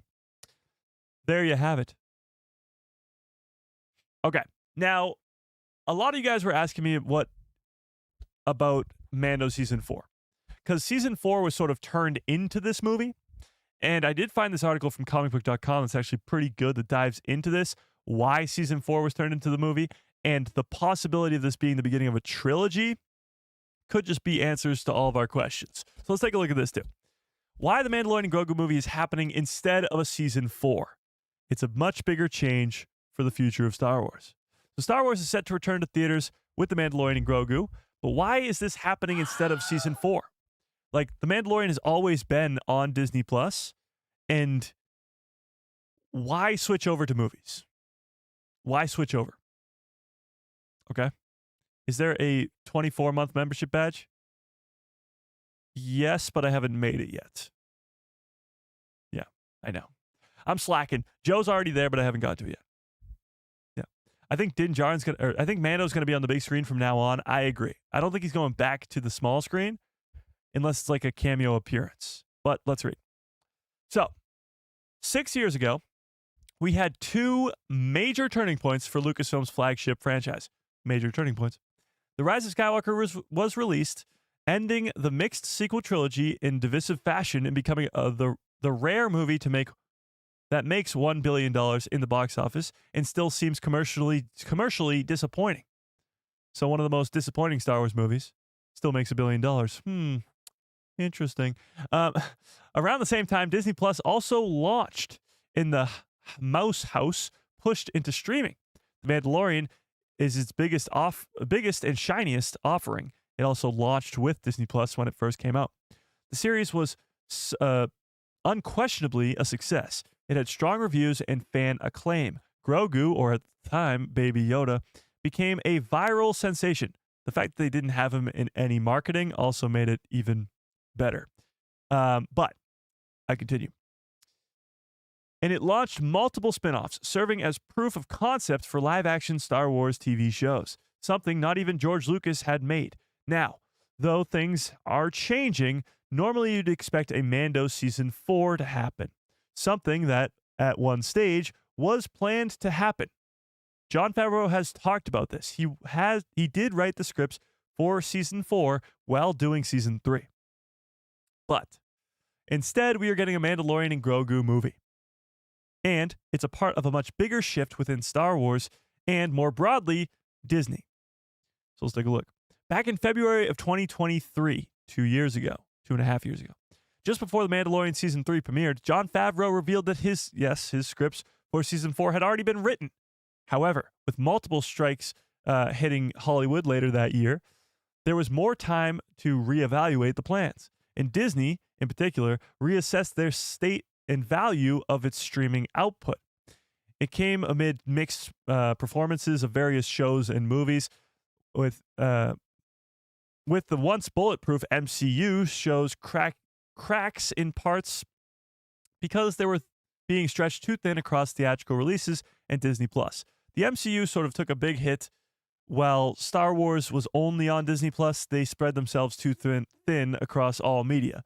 So honestly, the MCU failing, or not really failing miserably, but failing to an extent, is going to help Star Wars in the long run as we go back to the theaters. But since then, there's been a clear pivot away from streaming, and it will still be a part of the franchise, of course. Ahsoka Season 2 still happening, the animated stuff still happening, the Maul Shadow Lord still happening, but it won't be what dominates the Star Wars universe. In terms of live action, the focus is very much on quality over quantity and reestablishing these brands as this brand as a theatrical one. That's extremely necessary when it comes to Star Wars. Given it's so long since we've seen the last movie, it's evident in what's upcoming. The live action shows currently planned are Ahsoka Season 2, and that's it. On the movie slate, you have The Mandalorian and Grogu and Starfighter, plus a myriad of films in various stages of development, including Rey's New Jedi Order with Daisy Ridley, James Mangold's Dawn of the Jedi, Dave Filoni's movie Mandoverse movie event that will serve as a culmination of the New Republic stories. And then you can go into Simon Kinberg's trilogy, Taika Waititi's movie, Patty Jenkins' Rogue Squadron movie, the Lando movie. Like, there's a lot of movies in development. However, it's notable that The Mandalorian and Grogu is the first of these to happen. After what happened with the sequel trilogy, plus the failure of Solo, Lucasfilm cannot afford to get Star Wars movies wrong. It needs something that's going to be a hit. And so it uses something that has a built-in audience. There already has a proven fandom, including people who have started growing up with this show over the last 6 years. There are 2 beloved characters in the title, Din Djarin and Grogu, or the Mandalorian and Grogu, with lots of merchandising opportunities to come with it. Grogu everywhere. He will be, if you think he's everywhere now, just wait. It's possibly the safest bet for Lucasfilm for this franchise, so it makes sense that it's the launch pad for Star Wars movies again. Now, we argued about it making $1 billion or not, which it obviously will, but that's besides the point. It's a success in the movie theaters. And, of course, box office is a part of that, but whether it's a critically acclaimed and fan-acclaimed movie is also very important. So, that's why they went with The Mandalorian, because it's already claimed its success on Disney+. It's already coming with its own fandom. It already has people who love the character of Grogu and Din Djarin and all these others. So, could The Mandalorian Season 4 still happen? Well, let's just read. So the Mandalorian and Grogu movie is happening, of course. But does that mean that Season 4 still can't?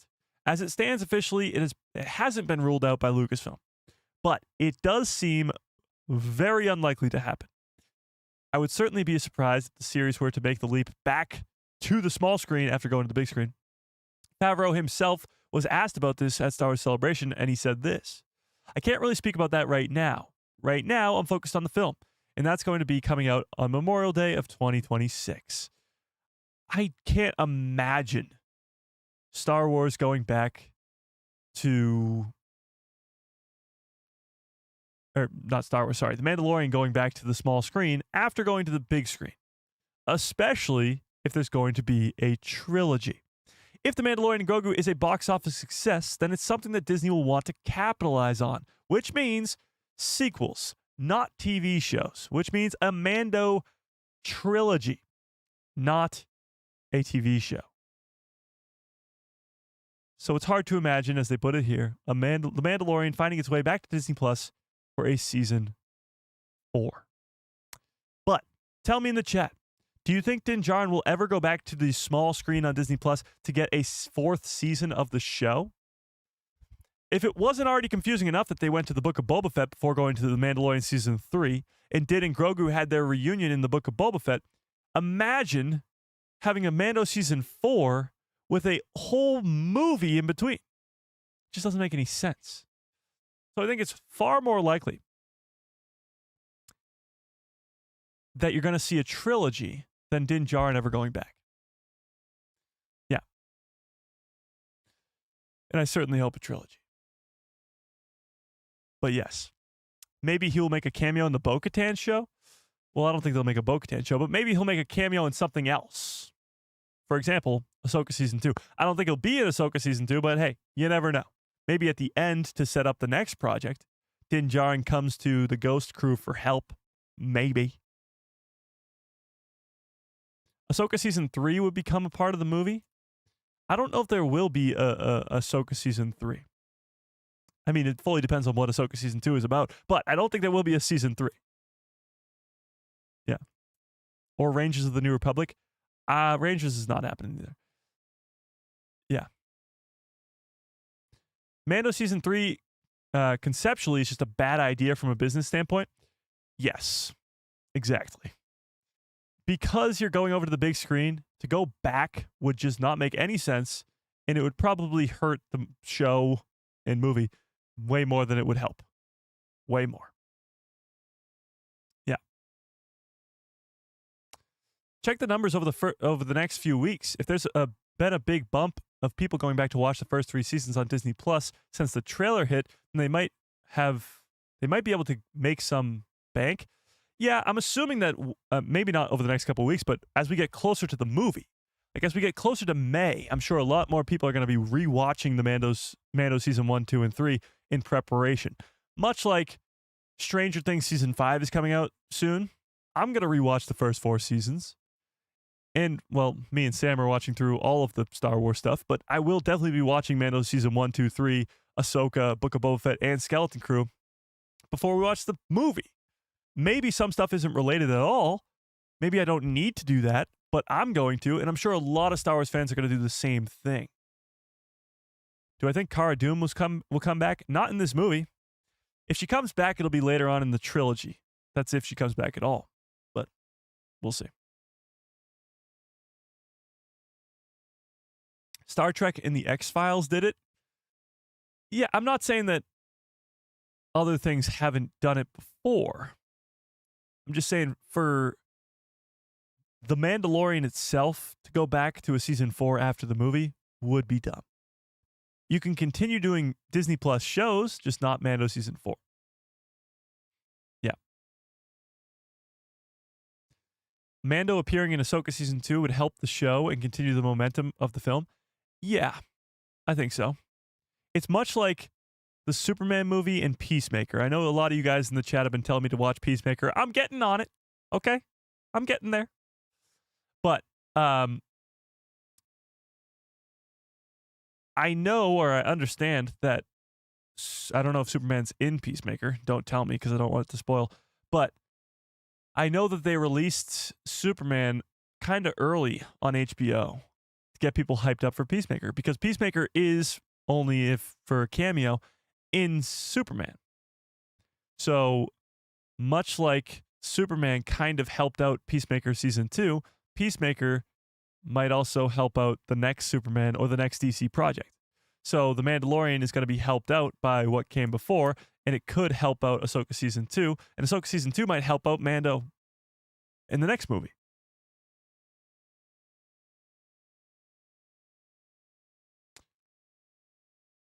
Yeah. They will have to rewatch it because it's also forgettable. Oh, I don't know about that. I don't think I'll ever forget Luke Skywalker showing up. It's ingrained in my brain. Yeah.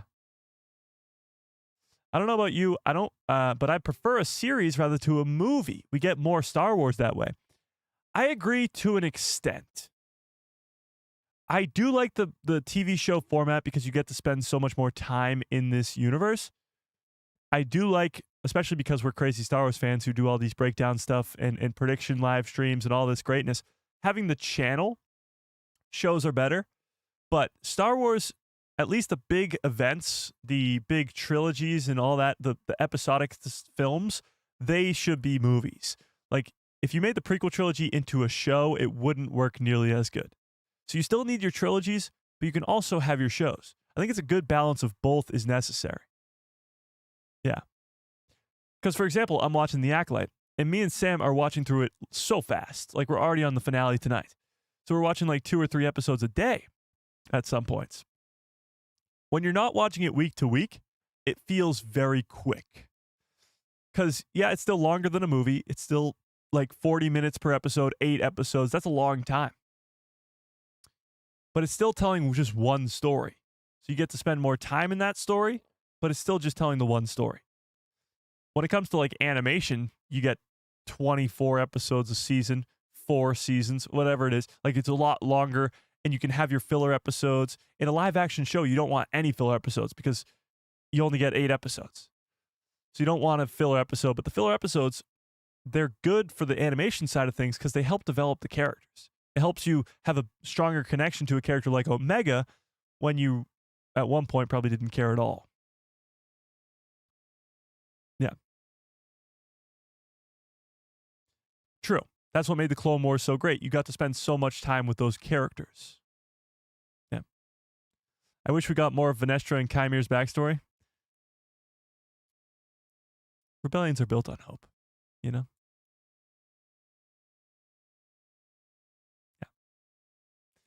The Mandalorian is what made me a Star Wars fan. I'm so excited for the Mandalorian movie. There you go. I'm sure Stardust, I'm sure you're not the only one. That's the thing. There's probably millions of Star Wars fans that became Star Wars fans or found their love again for Star Wars because of the Mandalorian. And those people are probably, like you said, very excited for the movie and will take everybody they know, tell them to go watch it. If they have kids, they'll bring their kids. And that's how Star Wars has always worked for the last 50 years. Word of mouth and generational love for the franchise. People who watched the original trilogy in theaters had kids and showed their kids the prequels and the originals.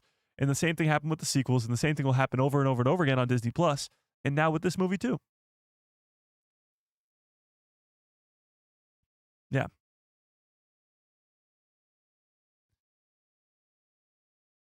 The fact that Pedro doesn't have to do any of the acting means that Mando could come back for a fourth season and beyond for a very low budget if the movie doesn't do well. Yeah, I mean, I guess if the movie doesn't do well. I didn't like Omega at first. Well, that's the same thing. Omega, Little Annie, Ahsoka, Luke Skywalker, Ben Solo, like they all start out these whiny little babies. And then they, through character development and storytelling, they become these iconic, great characters. Yeah. Exactly.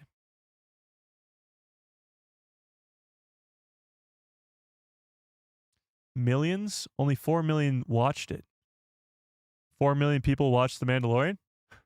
You gotta go fact check that one. Yeah. I didn't watch The Mandalorian at first because I thought it looked like a cheap TV show with cheap costumes and makeup. Wow. It's the first I've heard something like that. But you watched it and you liked it? Luke Skywalker was always great. Changed my mind. Uncle Owen. Uncle Owen. This joint has a bad motivator. Does that change your mind? Does that change your mind? Does that change your mind?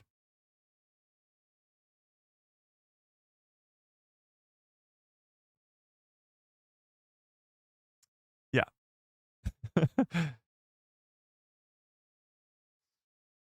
Yeah, there's a lot of redemption arcs too.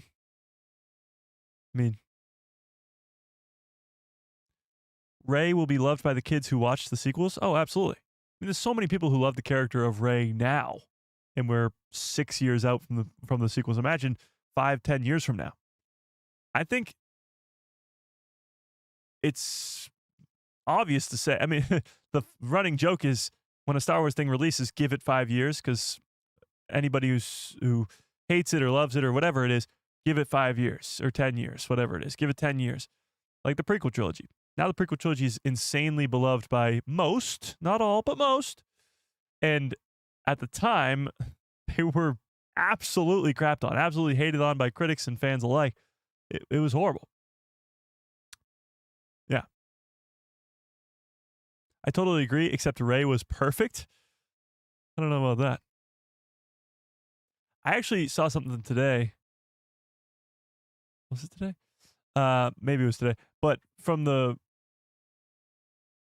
Last Jedi and The Force Awakens, Rey wielding the lightsaber before and after training with Luke and before and after training in the time off screen with Leia, it's like night and day.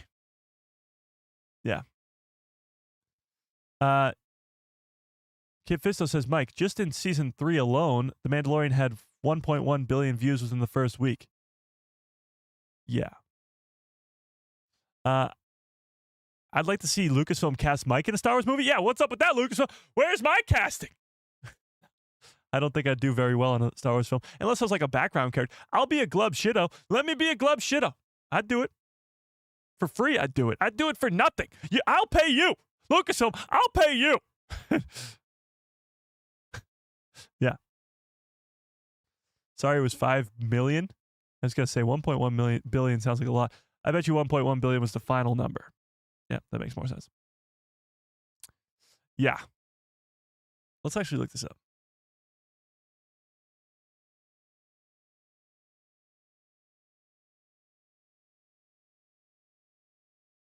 Mandalorian.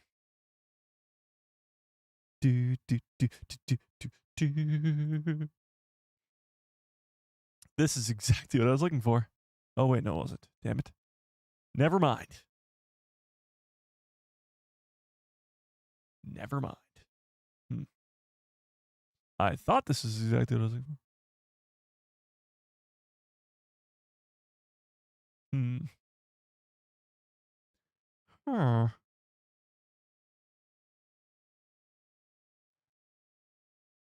Mandalorian.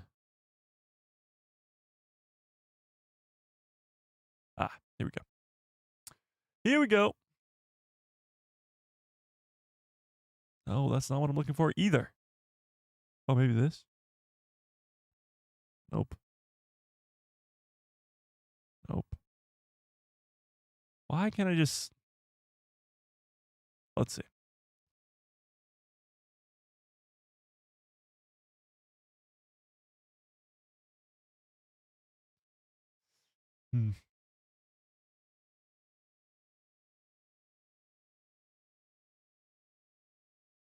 Aha, there we go. Mandalorian Season 3 premiered to 5.7 million views in its first 2 days in the US. So there you have it. Its first 2 days, 5.7 million views in the first 2 days. And that was Season 3. Too. Yeah.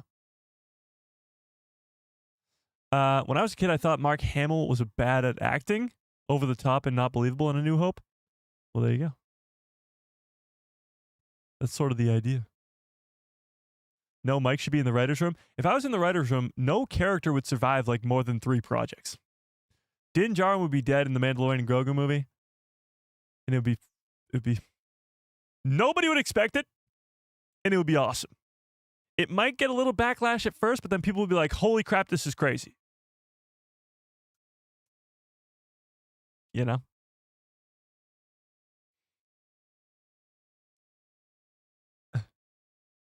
Mark was 26 playing 19 after all. Was he 26? I thought he was like 22. 24 maybe. Where was the views on the last drop-off matters? Yeah, it says the finale was 5.4. So a loss of 0.3 million. 300,000. Pretty consistent, actually. From the premiere from 5.7 to 5.4. That's pretty consistent. He was 24 years old. Okay, that makes sense. Yeah. There you go. In that case, get Mike out of the writer's room. I don't want to see Din die. Well, Din's going to die eventually. He's not in the sequels. So don't you want his death to be epic? Don't you want it to mean something?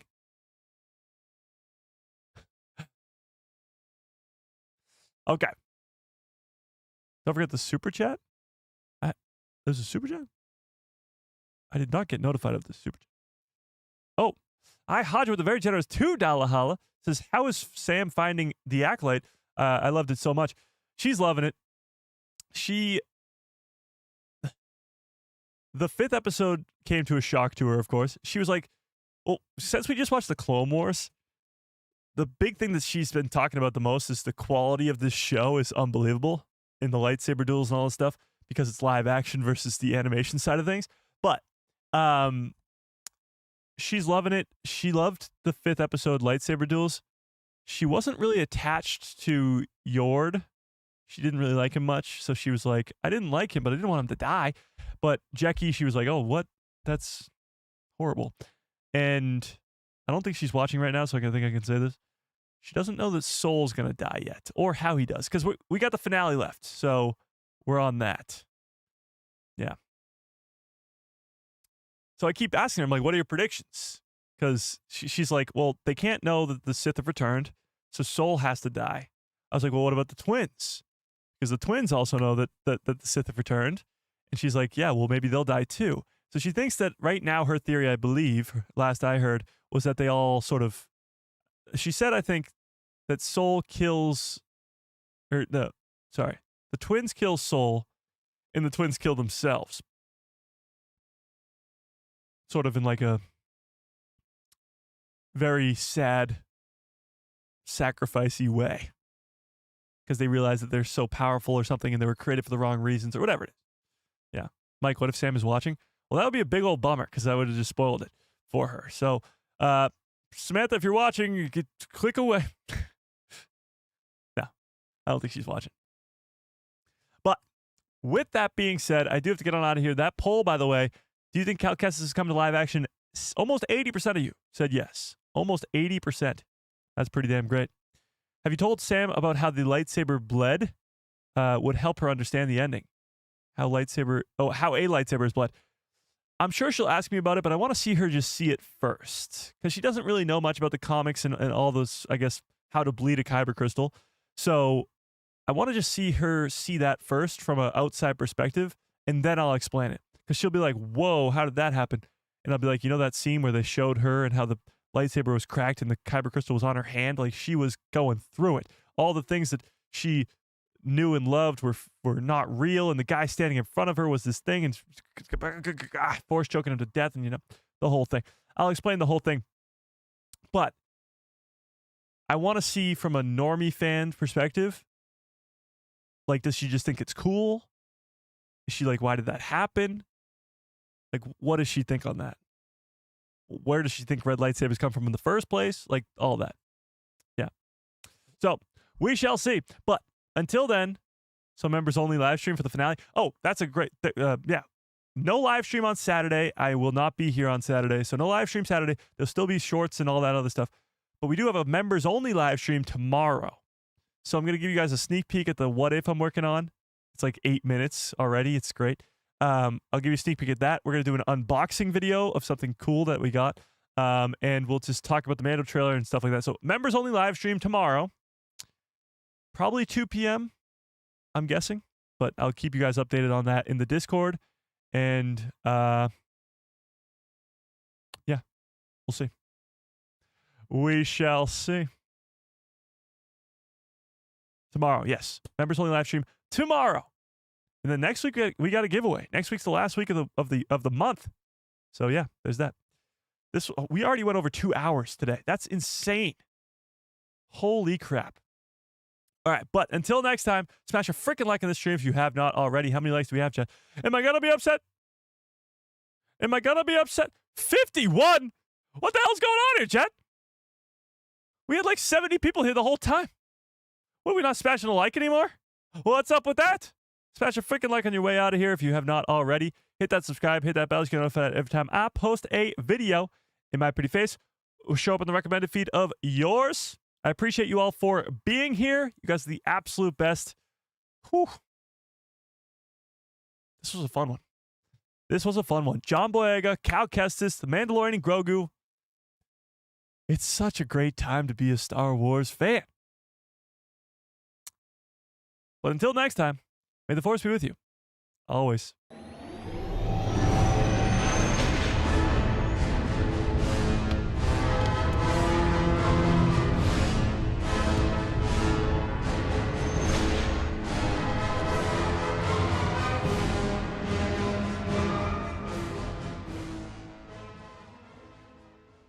Oh yeah, what a great stream, what a great show. Oh, I forgot what? I completely forgot to mention this. We did hit 185,000 subscribers today, right before the live stream started. So shout out to you guys. That's a great accomplishment. We are getting so much closer to the 200 mark, but you got to celebrate these little ones.